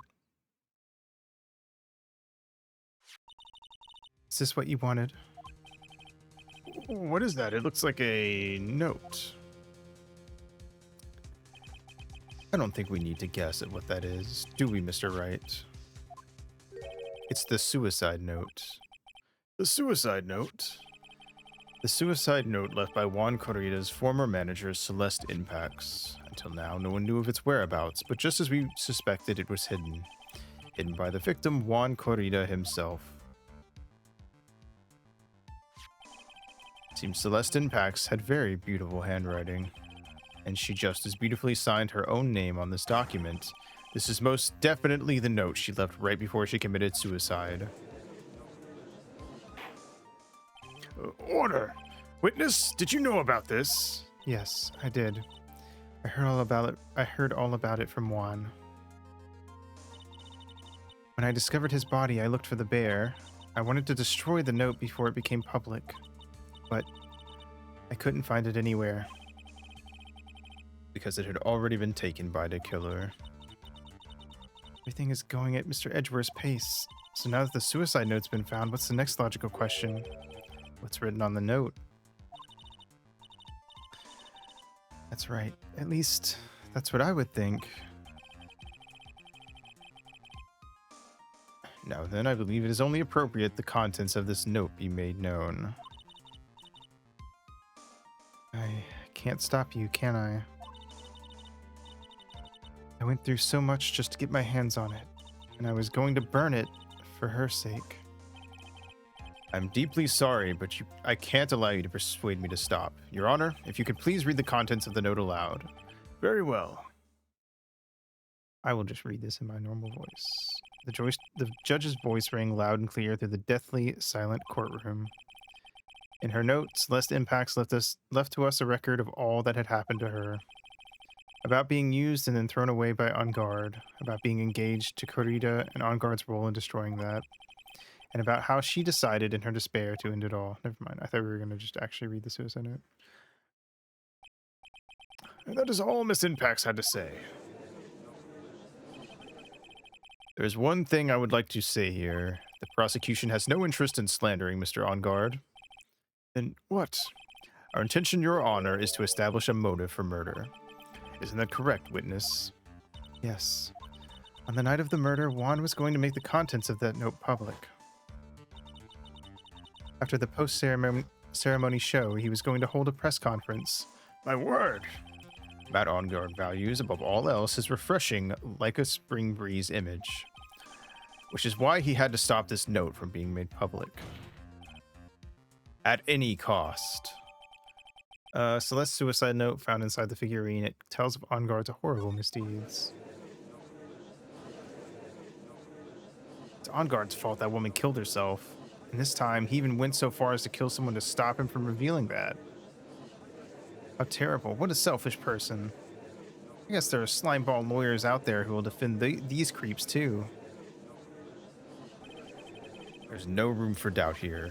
Mr. De Killer's client's goal was to obtain this suicide note, and the only person who needed this note that badly is the defendant. Let's not forget that the bear with the note inside was found at the defendant's house. It seems that we have come to the truth at last. The defendant's motives were entirely selfish. She deserves no sympathy from anyone. How am I supposed to escape from this one? Why the hesitation, Phoenix? Gumshoe hasn't called yet, but you know what you must do. No, I have to carry on and buy him some more time. Okay, there are two deadly pieces of evidence, the figurine and the suicide note. Maybe somehow I can find a way out of this situation through one of those? Gavel is already in the judge's hand. Phoenix, hurry! Suicide note or the figurine? Which one of these should I pursue?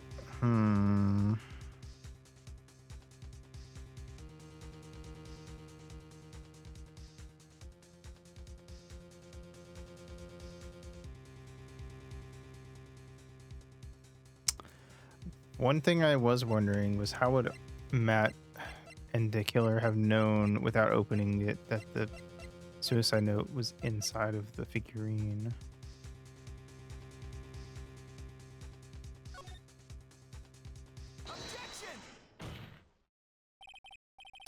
Please wait, Your Honor. Oh man, look at that lawyer. He's still going at it. It's like he doesn't care that he's trying to get a killer off the hook. The assassin took this with him from the crime scene after murdering Mr. Corrida, at the request of his client, of course. So what's your point, Mr. Wright? I don't think it's possible that Mr. Day Killer's client was Matt On Guard. In fact, I think there's a contradiction here. You can't tell by just looking at it that this bear is really a jewelry box. The chances that Matt On Guard thought the note was inside this bear are 0 to none. Oh, I didn't think of it that way. Exactly. But I did think of it that way, and I thought it was rather strange. After all, there's no reason why Mr. On Guard would ever want a jewelry box like this. Order! Order! Order! You make a valid point, Mr. Wright. Mr. Edgeworth, what is your opinion? It was just a flash, but I think I did rather well on this one. Unfortunately, I think he believes differently. I believe a show of appreciation is in order. Oh, the defense seems to be in love with wishing more despair upon itself. I'd like to direct the court's attention to this. What is that? It is a very small video camera, Your Honor. This type of camera is commonly used as a means of spying. All right, yeah, you know what? You got me. I'm not really sure how to argue with that one. Spying? What the?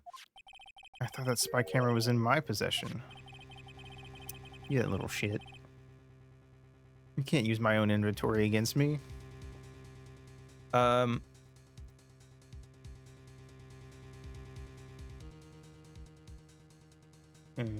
Anyway, I was trying to think. Edgeworth was in my pen. Well, also I was trying to think, like, did we actually ever get it back from Gumshoe? I think we did, though. Anyway, it doesn't matter.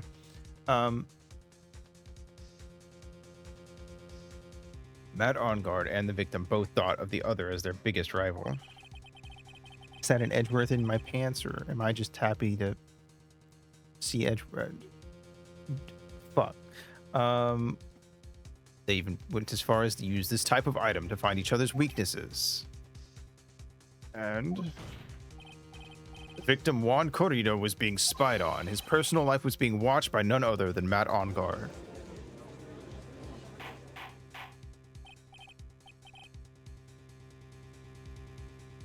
order! Order!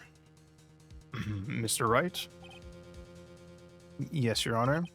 You. Don't tell me you knew about your client's spying activities. Well, sort of. Sort of is not an acceptable answer, Mr. Wright. I see you are confused, Mr. Wright. You're probably thinking, but I have the camera that was in the stuffed bear's eye. This camera that I have is not the same one. Last night I searched the victim's house on a hunch. Using this Gumshoe's bug sweeper. Why did he use Gumshoe's bug sweeper? Can't Edgeworth could just get a bug sweeper from the police department, couldn't he? By the way, By the way, Mr. Wright, the defendant's fingerprints were found on this camera. Matt Onguard's fingerprints were on there. Well, Phoenix, it looks like those cameras were hidden all over the place, huh? What am I supposed to say to that evidence? I think this is the end. Fairly obvious that Mr. Onguard learned of the suicide note through this. He was watching the victim all along. Got me good this time. I don't have anything to counter that. There's got to be something we can do. Hey, now what's that lawyer thinking? Mommy, is that man the bad killer guy? Just stop. Don't look at him. The way he's sweating is just so... Ew, nasty. Man, the crowd hates us today. Phoenix. Yes, Chief? Have you figured out what you're going to do next yet? What I'm going to do next? Is running away like a frightened child work? I know it seems like Mr. Edgeworth is very close to putting the lid on this case, but in his eagerness to prove his point, he forgot one very important thing. Well, what is it, Mia? There's a piece of evidence that he really should investigate. Something he should investigate. I really hate to see the good prosecutor get scolded for not remembering to look into the item when he had the chance. Why are you speaking in riddles all of a sudden? All right, I think this time we finally understand everything. Well, Mr. Wright, you don't have any further objections, do you? There's this piece of evidence that Mia's talking about. Can I figure out what it is that still needs to be looked at, or should I let it go? No. We got this. I'll figure it out. Mia's trying not to spoil, correct? I have an objection, Your Honor. I'm saving it. I'm not sure what she's talking about, so I'm going to say it before I go into this.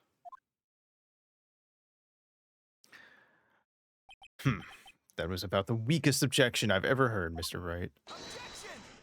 Your Honor, the defense has no intention of letting this go so easily. You're beginning to sound desperate. That's just your imagination, Your Honor. Mr. Edgeworth, this is not like you at all. In your eagerness to prove your points, you've forgotten one very important thing. Hey, isn't that what I just said? Nice. So you're telling me that I forgot something? You're so close, Mr. Edgeworth. But he could be closer. But there's something you really should examine about this piece of evidence.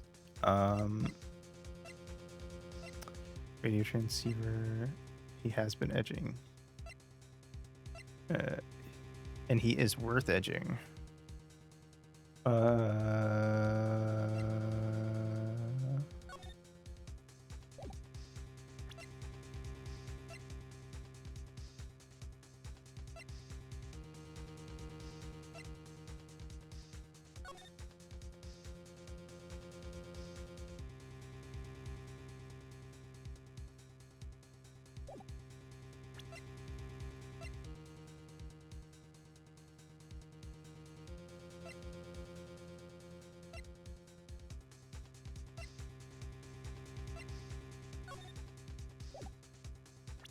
There's so much goddamn evidence. 8 p.m. for 1 hour.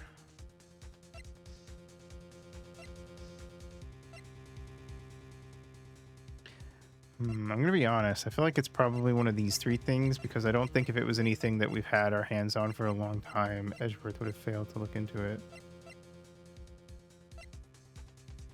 Found an on-guard mansion with Love Celeste. Okay, but we're trying to prove that Adrian, or that we're trying to prove anything that can, I guess, extend the case, really. But we're trying to prove that he fucked up something and missed. I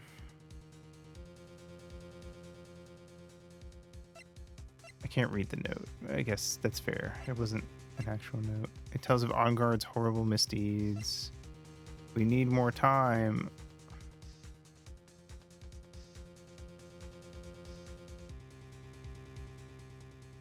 Edgeworth, solve this puzzle without Adrian's help. Go. Yeah, that'll buy us some time.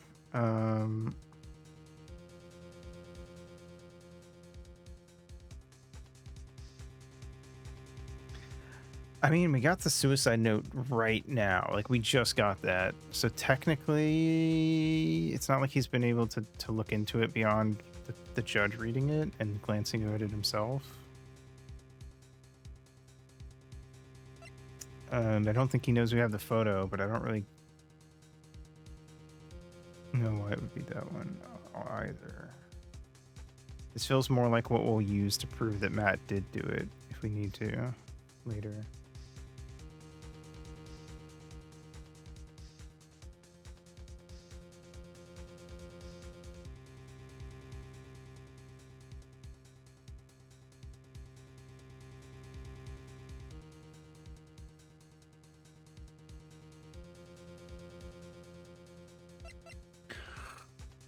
I saved. I'm just gonna do this. It's the newest piece of evidence. If it's, well, okay, I think it's right because the music stopped. I was gonna say if it's wrong, then I'll just start from that and just go left until I get it if I can't figure it out. I try not to do that, but sometimes some of these later cases I've had trouble in the past with where I just had to fucking go crazy. I'm pretty sure there was one point in the first game in either the last case or the bonus case where I just had no idea what to do and I just like saved and just was like this one, this one, this one, this one, this one.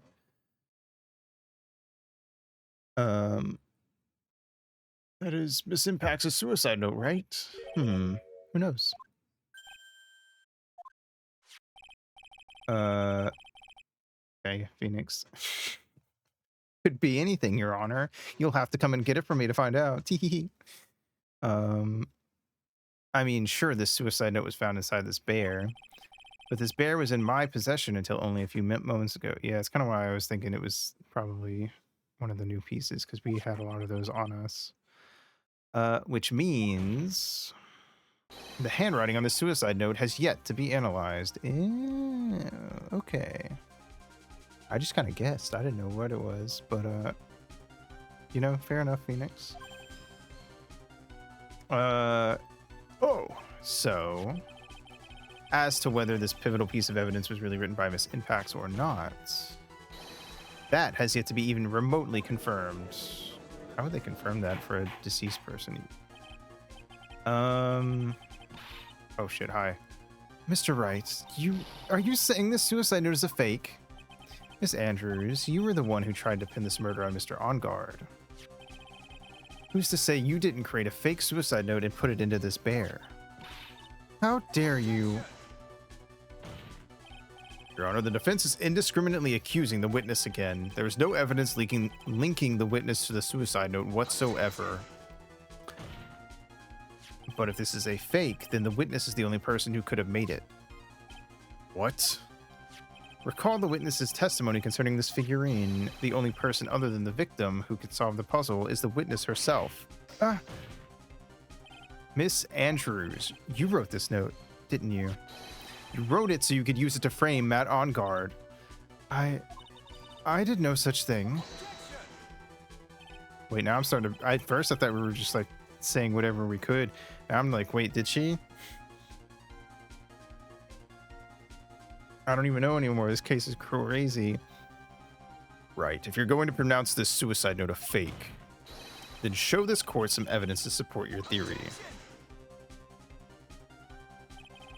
Mr. Edgeworth, you were the one who presented this scrap of paper as evidence.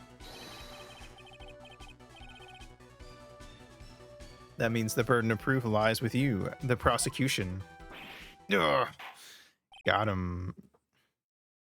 Isn't that I think it's the only time he's, like, reacted like that this whole case.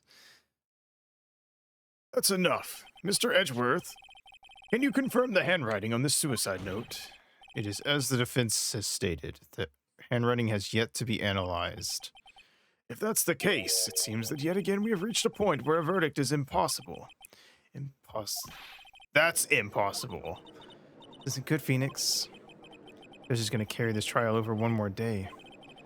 I don't think Maya will physically be able to make it another day. I didn't want to have to do this, but I don't have a choice. I request that both the prosecution and defense further investigate. That's kind of what I figured would happen. Handwriting analysis, my butt. That's just a lawyer buying more time. On Guard is guilty. Look, any idiot can tell you that. I think we've reached the end of the line. Guilty, guilty, guilty. Oh my god. What kind of fucking kangaroo court is this? Oh, hi. What is that sound? It's Gumshoe. Hello, Gumshoe? What is with him and what's with that sigh? Where's Maya? Oh, sorry. I started like slipping into Gumshoe's voice for almost. Where's Maya? What happened to kill her? He got away. What? I'm sorry, pal. I really am. I don't know what to say besides I'm sorry. I wish there was some way to make it up to you. I really do. Anyway, what's going on? Found his hideout, pal. But the two of them were already gone. This is terrible. I'm gonna look for him, pal. Don't you worry. I just need a little more time. But Don't tell me we don't have any more. you hear that? They're calling for his head. Mr. Wright, I can't. For us to come this far and... Oh, what is it? Let me talk to Mr. Edgeworth. I can't do that. Mr. Wright, would you please get a hold of yourself? Yes, Your Honor. I'm about to end today's proceedings. You may take your phone calls after. Hold on, Your Honor. Edgeworth, catch!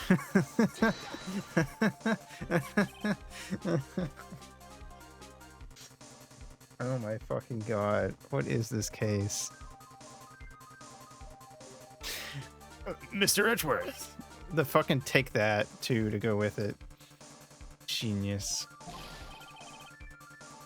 Please, you have to buy us some more time. Court is in session. Oh, you fucker. I'm sorry, Your Honor, you were saying. Mr. Wright, this is a court of law. I'm sorry, Your Honor, but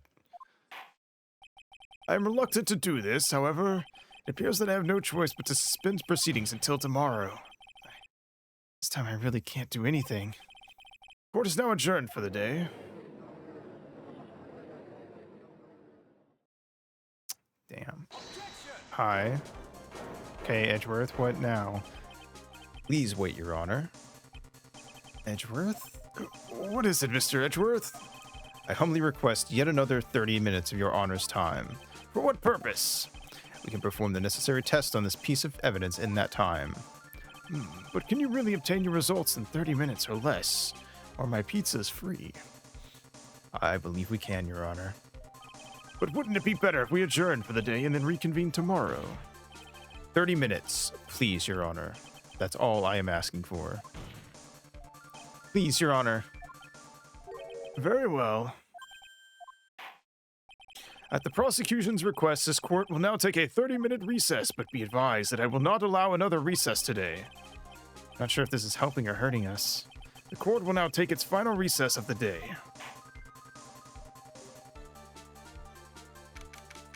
March 23rd, 2:04 p.m. District Court, Defendant Lobby Number 3. And don't forget the anchovies, Mr. Edgeworth. Right. Well, what's going on with the Maya's situation? The killer. It looks like he got away again. 30 minutes. We can't find her in that time.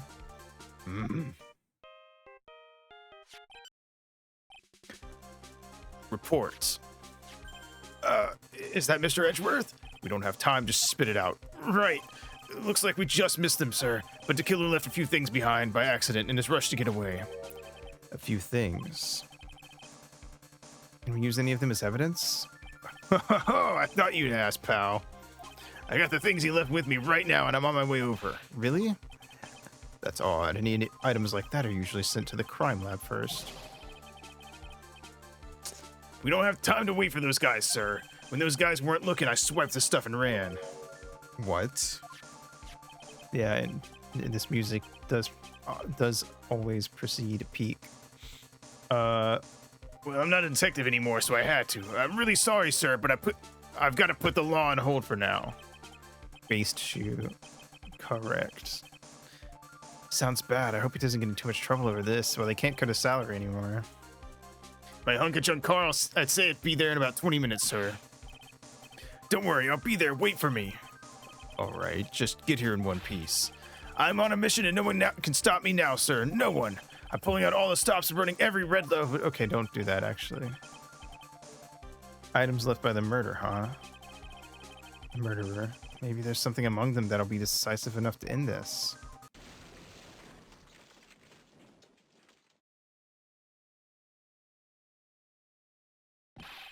Hey, what's wrong? Detective Gumshoe, answer me. No one can stop me. The fuck happened? What happened? It sounded like, oh, I thought his car blew up. I was like, Jesus Christ. How did the killer know to put a bomb in his car?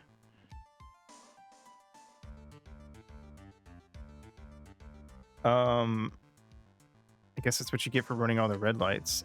Sounded like he had an accident. I'm guessing his cell phone broke as well. What was he thinking? We gotta hurry and call for help. But we've no idea where he is. His cell phone is broken and he wasn't driving a patrol car, so no radio either. Also, if we don't get to those items before they do, the police will take possession of them. No, we can't let that happen. Well, if there's a way we can find out where he is, then we stand a chance. Why? Oh, why did Gumshoe have to get into an accident now? Is there any way to find out exactly where he is at this moment? I mean, there's got to be a way, right?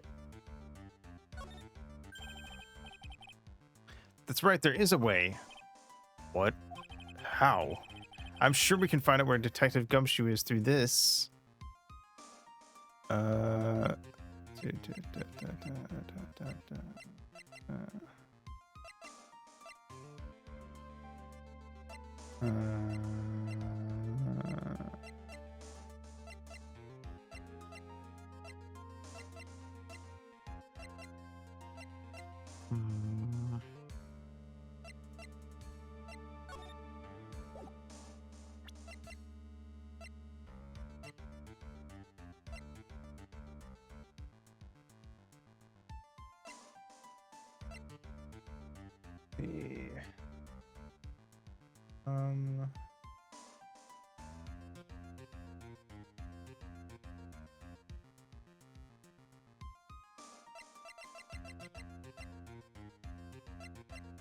If he hadn't been in a car crash, I'd say he was at the office, but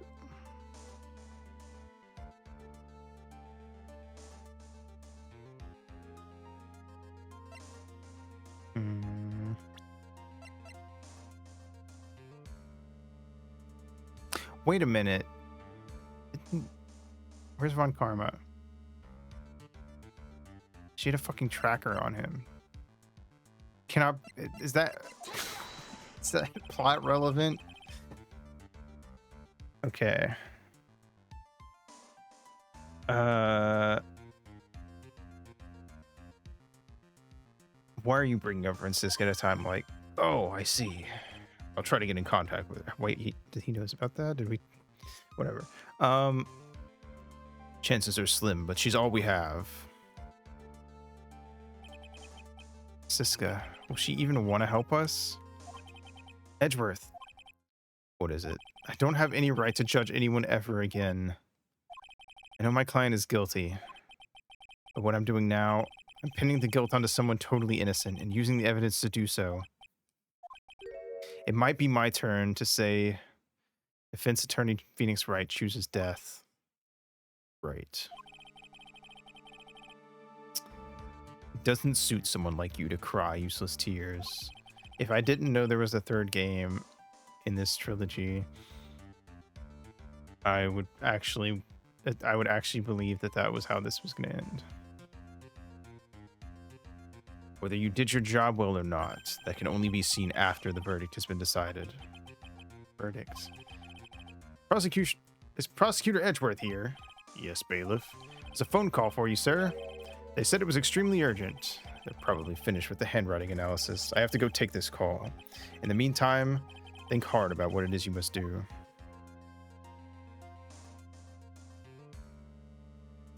Damn, are we only just now halfway through this trial?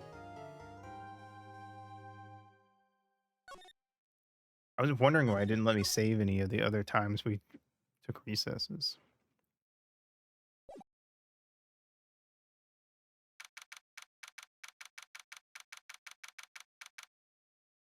March 23rd, 2:35 p.m. District Court, courtroom number 3. court will now reconvene. I assume both sides are ready. Yes, Your Honor. Yes, Your Honor. I can understand the defense acting like this. However, why do you also seem distraught, Mr. Edgeworth? That is... It's nothing, Your Honor. What's wrong with Edgeworth? Looks like something unexpected just happened to him. Now then, Mr. Edgeworth, if you could please tell the court the results of the handwriting analysis on Miss Impax's suicide note. Yes, Your Honor. Unfortunately, we have discovered that the suicide note is a forgery. It really was a forgery. Fucking crazy.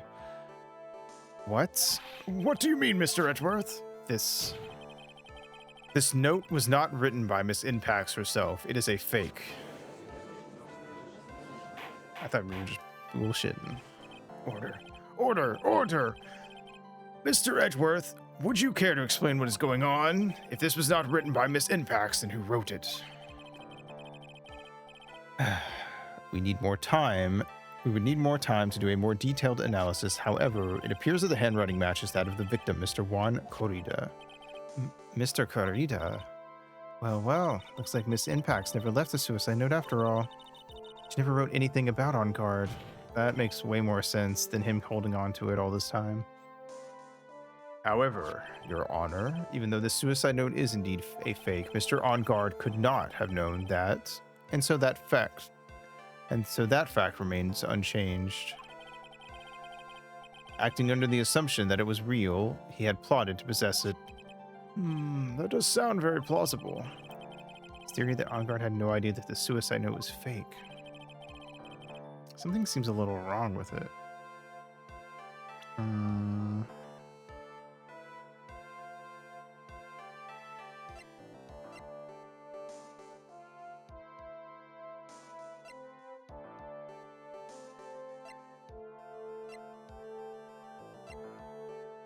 Wait, but if he was spying on him with the cameras, wouldn't he know?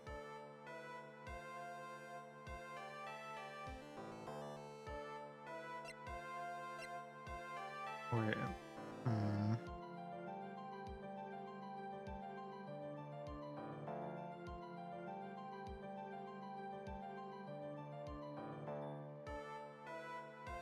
I mean, I guess it wouldn't mean he knew for sure, but if he knew about the note, and where it was, surely he would know.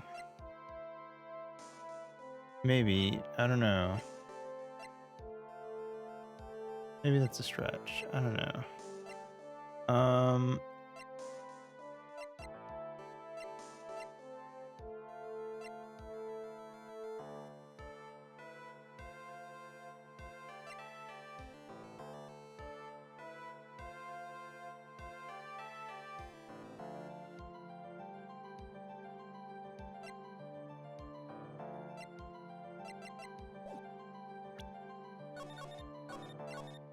I feel like that's weird that he would know about the note, but because of the camera, but not that it's fake.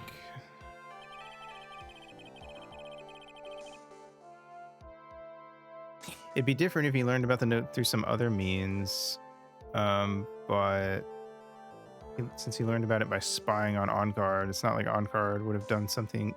He wouldn't hold it up to the camera and be like, "See, it's real, it's real."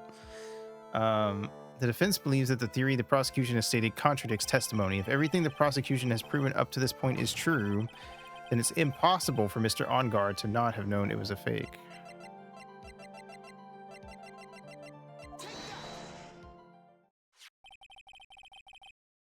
What is this little item called again? A video camera, Your Honor. Well, a very small one, but... Oh, that's right, a camera. Oh, you kids and your fancy toys nowadays. Sure, man.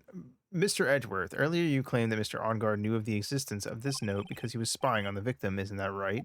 If that were true, and this means Mr. On Guard would have known that the victim had forged the note. Judge, go back to playing with your bear, honestly. So the defendant knew this suicide note was a fake, and if that's true, and the note has suddenly changed in a very dramatic way. Exactly, Your Honor. The prosecution's theory as to what Mr. Onguard's motive for murder was. It has suddenly disappeared into thin air. But, Your Honor, It's not as if Mr. OnGuard monitored Mr. Kurita 24 hours a day. Perhaps the victim wrote the note in a place that Mr. OnGuard didn't know of. Well, right back at you, Mr. Edgeworth. Why don't you show us some proof that the victim made the forgery at an unknown place? Ugh. Order! Order! Mr. Edgeworth, it looks like this time it is you who has dug his own grave. As I figured. As you figured. As I figured. It came down to this after all. Mr. Edgeworth, you are not making any sense. I heard the results of the handwriting analysis. I thought this might happen. The question is, what next? What next? Prosecution can't prove Mr. OnGuard's motive through the evidence, then we must prove it from another angle. Well, I agree with you there. Your Honor, the prosecution would like to call a witness to the stand at this time. Who is it now? Is it OnGuard?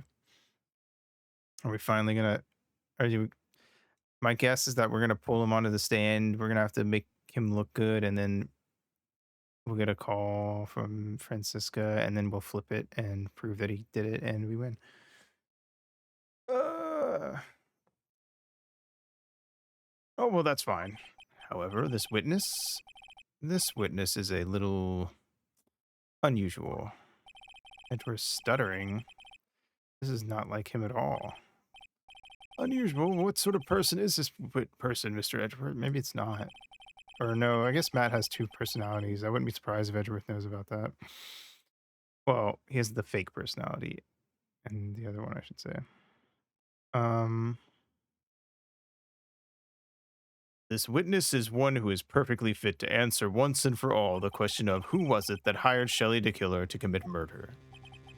It's impossible. Who in the... No such person exists who can answer that question with such certainty. But wait, the defendant wouldn't...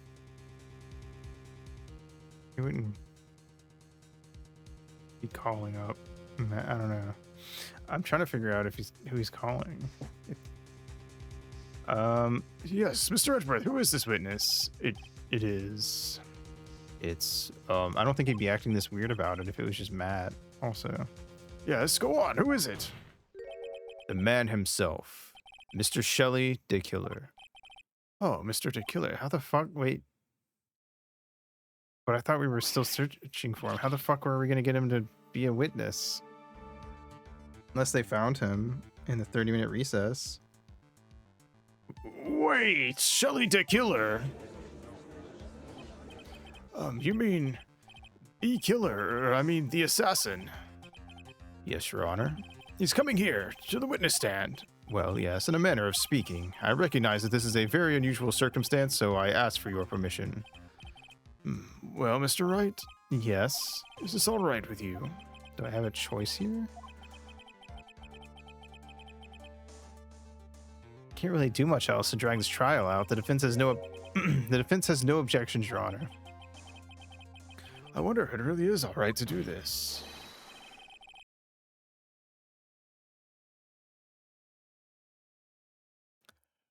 Very well, then. The prosecution calls its witness to the stand.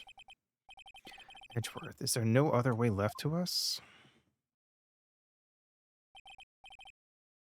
Now then, witness. Your name and your, occupation, please. Oh. That makes way. I was sitting here trying to think, like, why would Edgeworth not tell us, and how did they find him, and yada, yada, yada. Very good, sir. My name is Shelley the killer, and I am a professional assassin. I say, what is going on here? Your Honor. How can you remain so calm, and what is the meaning of this two-way radio?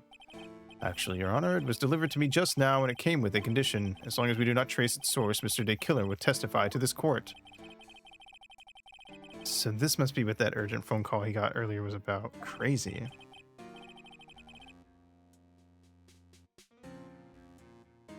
But if he testifies and proves Matt guilty, is he gonna kill me or Maya still?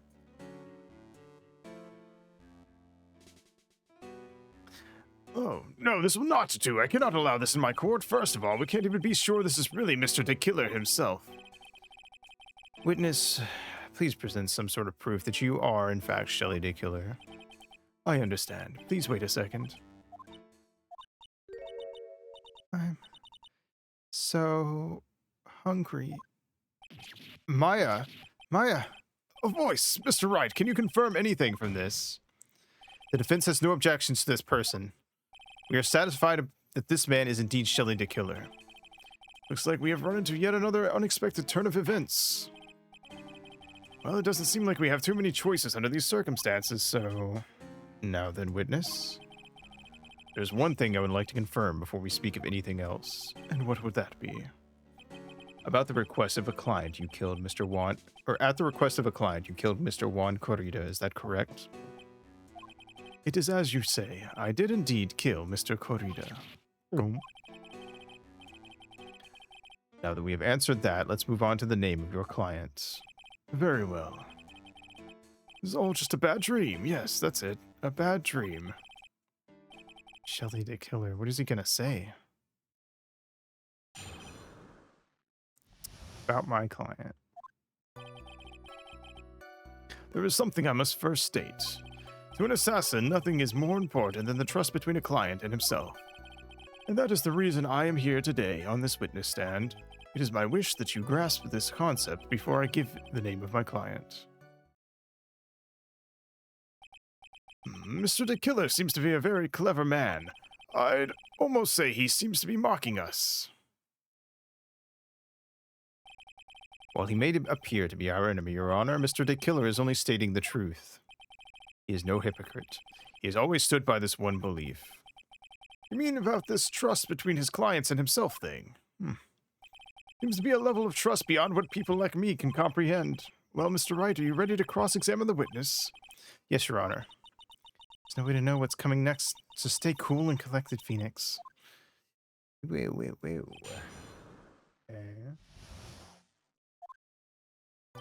Something I must first state. I don't feel like there's any point in pressing that. Unless it makes me press everything, we'll see. To an assassin, nothing is more important than the trust between a client and himself. The trust between you and your clients. I provide my services in a fast and efficient manner. In exchange, I trust that my clients are discreet about me and my identity. If many people knew my face, it would be quite troublesome. And that is why you are testifying in this manner. This is the first time one of my clients has ever been accused of murder. I must preserve the day killer name so my clients can trust me. But couldn't someone stab you in the back and break your trust? This never happened before, but if it ever did, Yes. that person wouldn't be my client for very long. They would certainly... That's enough. Please, no more. Very well. It was only a hypothetical anyway.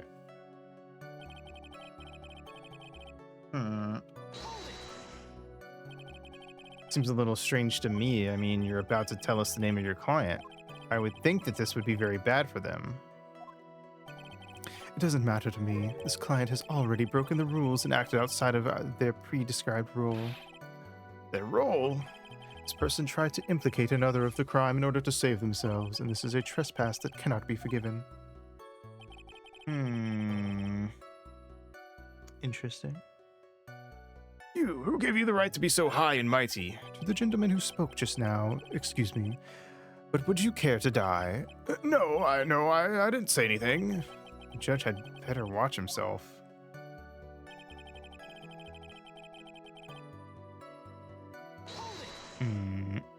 We understand, so please tell us the name of your client. I'm afraid I cannot do that. I still have a few things to say before I do. The egomaniacal. It's not good for your health to be so aggravated. You won't live very long if you let everything bother you. Somehow that coming from an assassin makes it less than comforting. I don't really care about all this extra fluff. Just tell us the name already. Patience. Try to calm down a little. It's important to try and understand his mindset.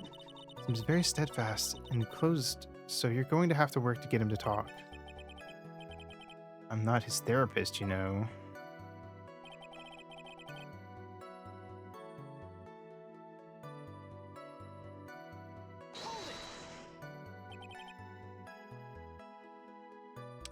We hear everything you have to say later. Can you please just tell us your clients?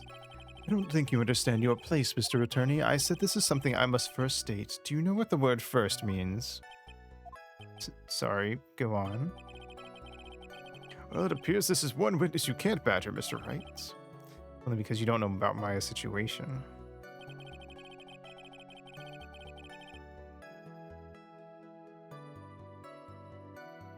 Hmm.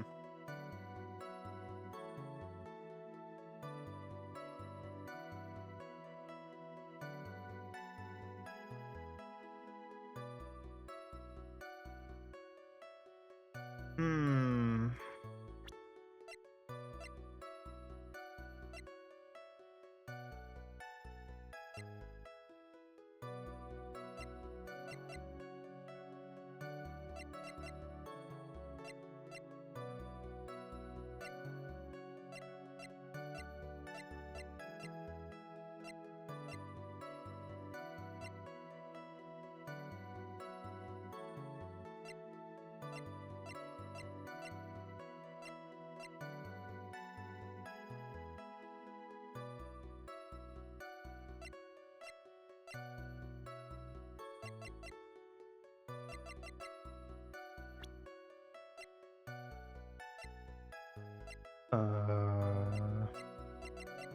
I have no clue.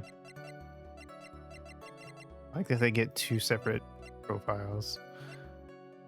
I'm assuming that means we're gonna have to like use them separately as well.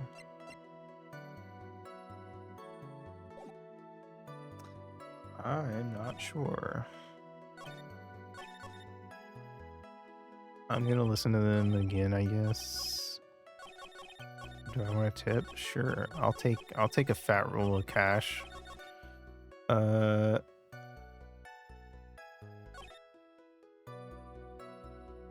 I'm not sure what to present here. I don't think there's any contradictions here. Okay. You and your client. I mean, I don't really either, but I mean, I gotta do something to get him to talk. I provide my services in a fast and efficient manner. Trust my clients. These are the rules. Sorry, I was just wondering about something you just said. You said your client already broken the rules. Person who frames another is the worst kind of human. Is this new? I'm not sure. I don't remember this. I remember talking about the last thing about him framing someone else. And that's why you feel you can betray this person. I have no trust relation with a client who can't understand their assigned role. Just my luck, an assassin with a conscience. Who would have figured? Now then, everyone, do you think you can understand my logic? This case just keeps getting better and better. If you can't, then I'm afraid we can't proceed. Everyone understands your point, I think. Really. In that case, I believe I am prepared to disclose the information you seek. You made it crystal clear that you value trust over all else. I believe we are ready. Excellent.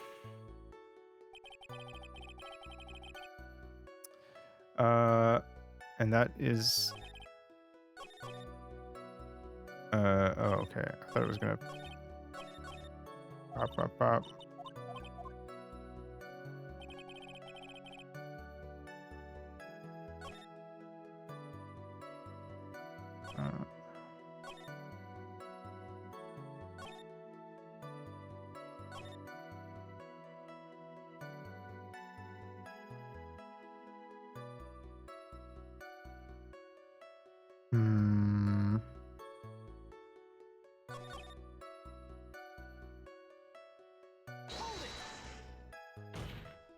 But no, they didn't add that, did they? I thought that was there before. There were, because there were 4 thingies earlier. What is it? Now I can't bring myself to ask the client's name. Can't ask it, Mr. Wright. Then I will. Witness. What is the name of your client who requested the murder of Mr. Juan Corrida? That person's name is Adrian Andrews. What? Witness. That's not who you told me it was earlier. Pray tell, what are you talking about, Mr. Prosecutor? I should think I know my own client, and it is Adrian Andrews. What? Huh. Okay.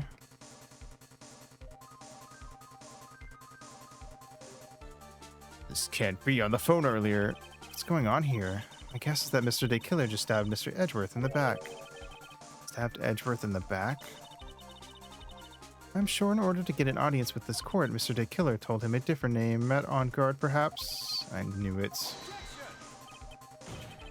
This is outrageous. I was deceived. This witness is telling a very serious lie. But you were the one who summoned this witness. Ugh. You, Shelley the Killer. My testimony is the truth. The defendant at the moment is Matt On Guard, am I correct? All I wish to do is help procure his acquittal. Wow. All of a sudden, it feels like we can actually win this. Yeah. Prosecution has failed to provide a motive and has instead provided with this suicide note, which is a forgery created by the victim. Furthermore, there is a possibility the defendant himself knew it was a fake. But most definitive of all, we have heard from the assassin himself the name of his client. Mr. Day Killer's client who requested the murder was not the defendant at all. No. With all of this evidence, it is obvious to me that this means that Mr. Matt On Guard is innocent. I seem to have caused you all a bit of confusion. Please continue your discussion and call me when you have reached a verdict. Bailiff, please bring Miss Adrian Andrews in immediately. What now? With the way this is going, On Guard will be found innocent. It's maybe our last chance to save Maya. Yeah, but Edgeworth is right. The killer is lying, and On Guard, my client, I know he's guilty. Can I live with myself if I win this? Who would have believed that the prosecution's own witness would absolve the defendant? Your Honor, the prosecution requests permission to further question the witness. Shelley the Killer is certainly lying under oath. It wasn't me. Listen, everyone, please. That testimony just now, it was all one big lie. Miss Andrews, the suicide note may have been fake. But that man, Matt, he's the reason Celeste died. And Juan's death, it was all because he got pulled into Matt's twisted world. That testimony just now. You have to believe me. It was a horrible, horrible lie. But Mr. Day Killer himself has testified. He has named you as his client. No, that's not true. Also, there is quite a bit of evidence that points to you. The knife and button donning the nickel samurai costume. But that's... You even have a motive. We know that Miss Celeste Impax was a large part of your life. You wanted to follow her, and you wanted revenge against the two who hurt her. I would say you have plenty of reasons to want them both dead. No. Mr. Wright. You know the truth. Tell them. Tell them the real story. Who the real killer is. Tell them. Please. Help me. Yes, I know the truth. Mr. Wright, Yes, Your Honor. I believe we have reached the end of this trial. Therefore, I ask the defense for any final words or opinions.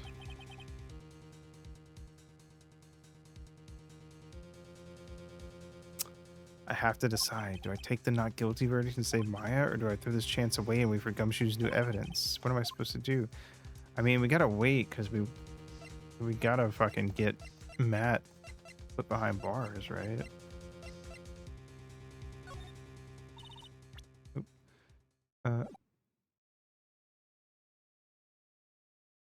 Phoenix. Can't do it, Mia. I can't accept the not guilty. You're a lawyer. I know. But Matt On Guard is a killer, a murderer. I can't let him get away with this.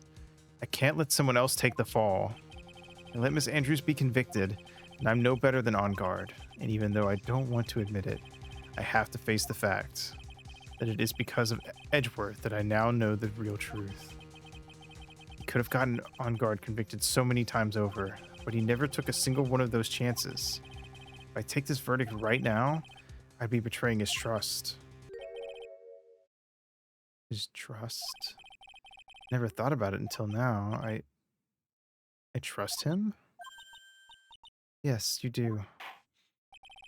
Mr. Wright, your opinion, please. The defense requests that we be allowed to further question Mr. De Killer.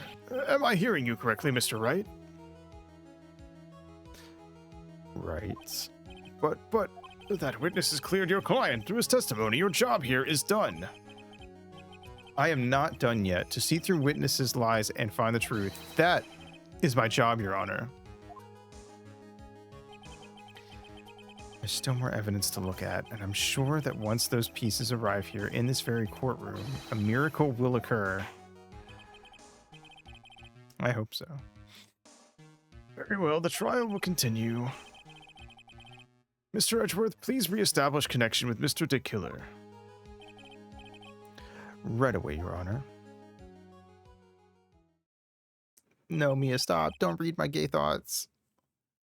Has a verdict been reached? Before that, we would like to talk with you a little more.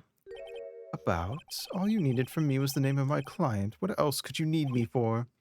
Well, actually, we would like to hear everything you know about this case. That is how things are usually done. What is he talking about, usually done? What shall we have him testify about now? Mr. De Killer, if you don't mind, please testify about your client in more detail. You legal people and your proceedings. Is it any wonder no one likes to go to court?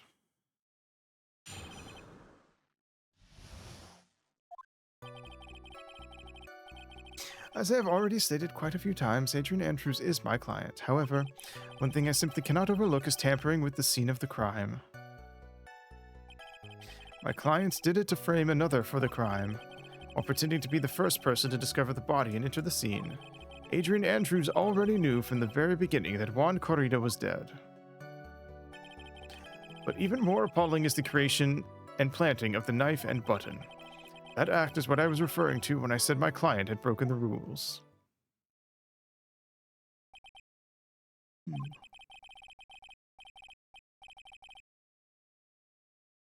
This is a most unexpected turn of events for the, 5th time now. However, this time everything has finally been revealed. Just a second, Your Honor. Yes, Mr. Edgeworth. We still have the cross-examination to do. But you don't need to question testimony like this, do you, Mr. Wright? Your Honor, the defense will question the witness, as if I have a choice here. Why? What this witness has said is nothing but beneficial to the defense's case. If you scrutinize the testimony, then I'll expose the lies in that oh-so-beneficial testimony, I suppose. Sixth surprising turn is that the judge is going to take his mask off, and it was De Killer the whole time. I don't understand what's going on anymore. That makes two of us.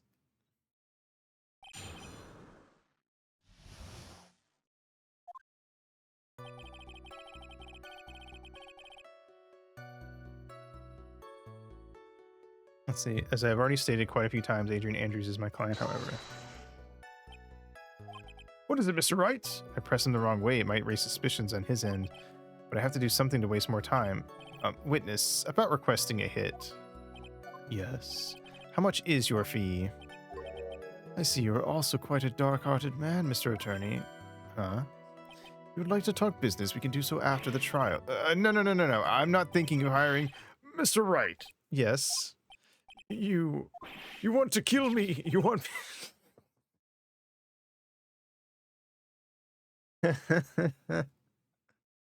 You want me dead, don't you? What? Why would you think something like that, Your Honor? Guilty, Mr. Phoenix Wright. You are hereby declared guilty. Witness, let's continue. Why did you disclose the name of your client? They are your client, are they not? Amazing. Thought I was going to take a penalty for a second for pressing that, but no, it was just funny. One thing I simply cannot overlook is tampering with the scene of the crime. I would think that most people wouldn't be able to overlook a person hiring another to kill. If I had a problem with such a thing, I wouldn't be very effective at my job. Yeah. Well, a change in occupation might be good for you. However, I will say this. Even though I am the one that does the deed, my clients are always the real guilty party. That goes without saying, Mr. Day Killer.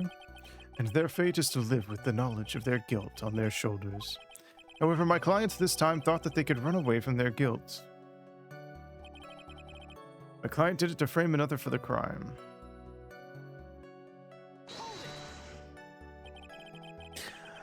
Are you talking about the button and the knife? Yes, and my business card. Oh, this card. So that no one has to waste their time, including the police, I always make it a point to make things as easy as possible. Try to make things easy. My business card makes it very easy to identify who carried out the service. Pretty devoted to his work. But to disregard everything, to go and stab the deceased with a knife, and even hide my card from sight, is something I cannot overlook. It's really hard to tell if he's being truthful or not without him being here. While pretending to be the first person to discover the body and enter the scene, Adrian Andrews already knew from the very beginning that Juan Corrida was dead.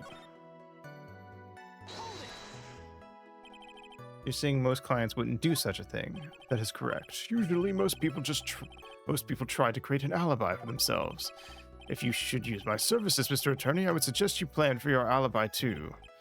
No, I already told you I have no intention of using your services ever. Why does he keep looking at me like I'm the one on trial here?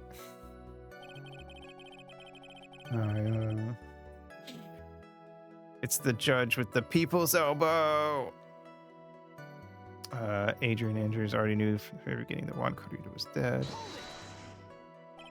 From the very beginning. That is correct, from before my client visited the room. All of my clients know precisely what the situation is at all times. I wonder if that's really true. That's odd. Why did you say that?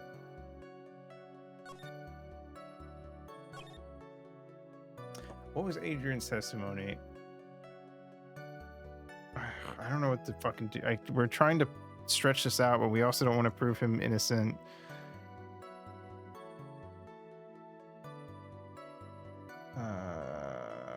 Okay.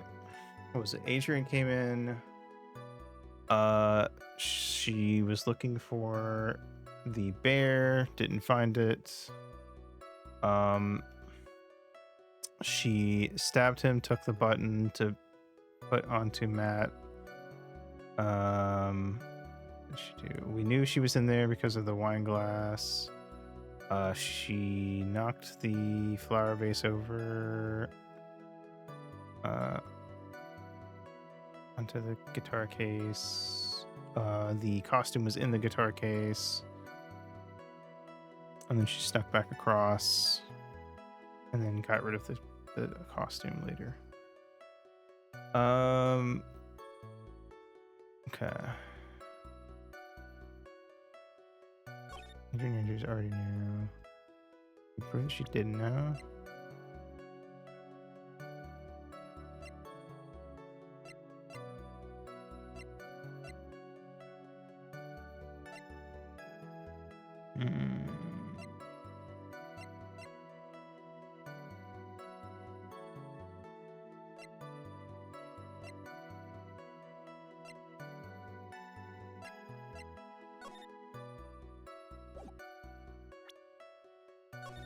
Wait. Oh, wait.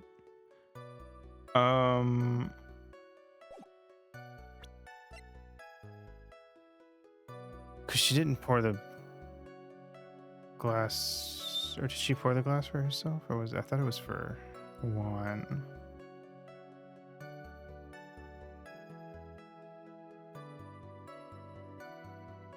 Because she came in and she thought he was unconscious, because originally he was just strangled. Right. I'm going to press the other two statements and I'll come back to it. But even more appalling is the creation and planting of the knife end button.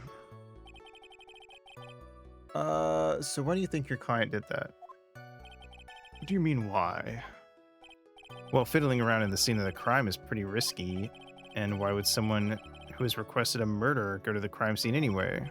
That is true. I assume it was probably done to frame Mr. On Guard.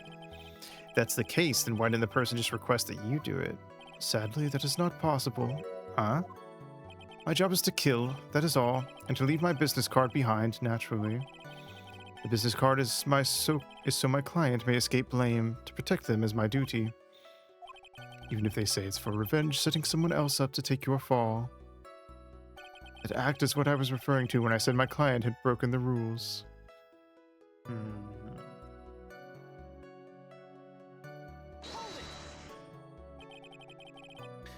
And that's all you have to testify. Yes, and I pray that I will never be called to the stand again. Again, as in you plan to continue? I must, as I have yet to find a person to take my place and become the fourth successor. Actually, how would you like a new life, Mr. Attorney? Excuse me? No, I'm fine, really. Are you really now? I wonder what kind of man the judge thinks I am now.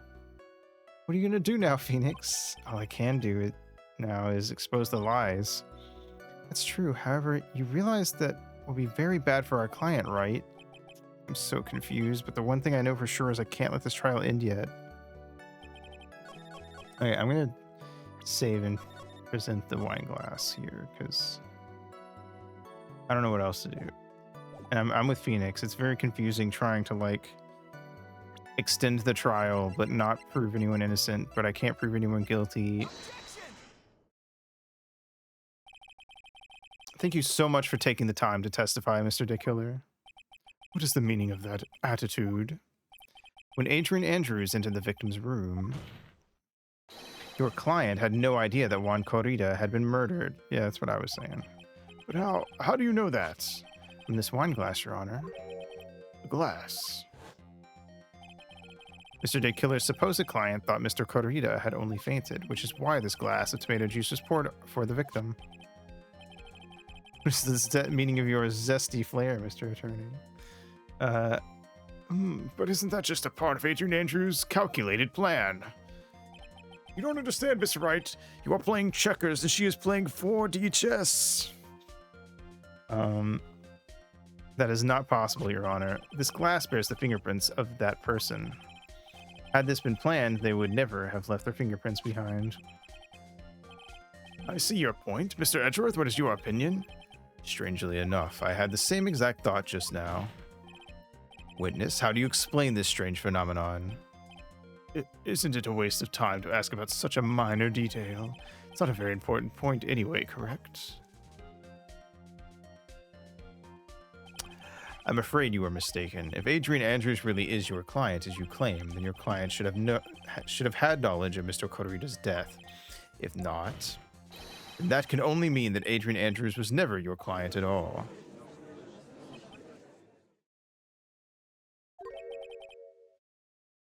How strange. Yes. Why is it that the attorney has yet to raise an objection at this absurd situation? Phoenix, the killer figures out what we're up to. We're in real trouble. Yeah, I know. Mr. Edgeworth, I'm surprised. You know you can't say things like that without any evidence. Sorry. Well, that was an awfully weak objection for the two of you. Anyway, I am positive there was a contradiction in that testimony. The prosecution requests further testimony concerning when the request was taken. Very well. Right now, I have to buy us more time. While we wait for the items the killer left behind to get here. I just know that the very outcome of this trial lies with those items.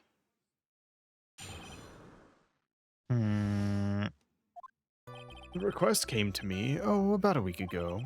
It was a request for my services on the night of the awards ceremony. We met at a certain bar to discuss and finalize a few matters. That is what occurred. I trust my memory, and I believe I have made no mistakes. So you physically met your client, huh? That is correct. Meeting one's client is the first step to building trust, in my opinion. I see. Well, Mr. Wright, your cross-examination, please. Yeah, I think I'm gonna stop here because I feel like we've got to have a fair bit left in this trial because we haven't even gotten the clues yet. From I mean, I'm not gonna finish it in the next 10 minutes anyway, so I may as well just stop here. Say how much? It doesn't matter. I wouldn't be able to go more than another like 15-20 minutes. Even if it's only like half an hour.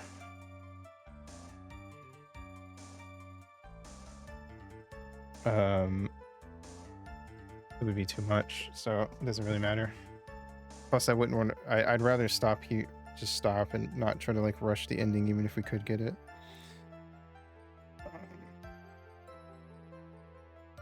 Worst case, I either do a short stream or start the next game, depending on how I feel on Wednesday. But yeah. Did I save? I think I saved. I'm gonna double check. Okay. Yeah. Okay. Anyway, yeah. Well, we'll finish this case out on Wednesday. All right. Tuesday, more in Stars and Time. Wednesday, finishing this up. Thursday, in Stars and Time. Friday was... I don't remember what I put for Friday, actually. The schedule will come out tomorrow, so it's whatever. Anyway, but yeah. All right, well, it's going to be interesting to see how this case wraps up. It's been a really crazy one, so I am looking forward to it. Yeah. Cool. With that, PPR, go follow Ringo, Mario Artiste, very cool, very epic, and here's the raid message, and I will go try to find someone to raid. Wild times in Japan, America, so true. And they're wacky, overly dramatic courtrooms. Wacky stacky. Let's see.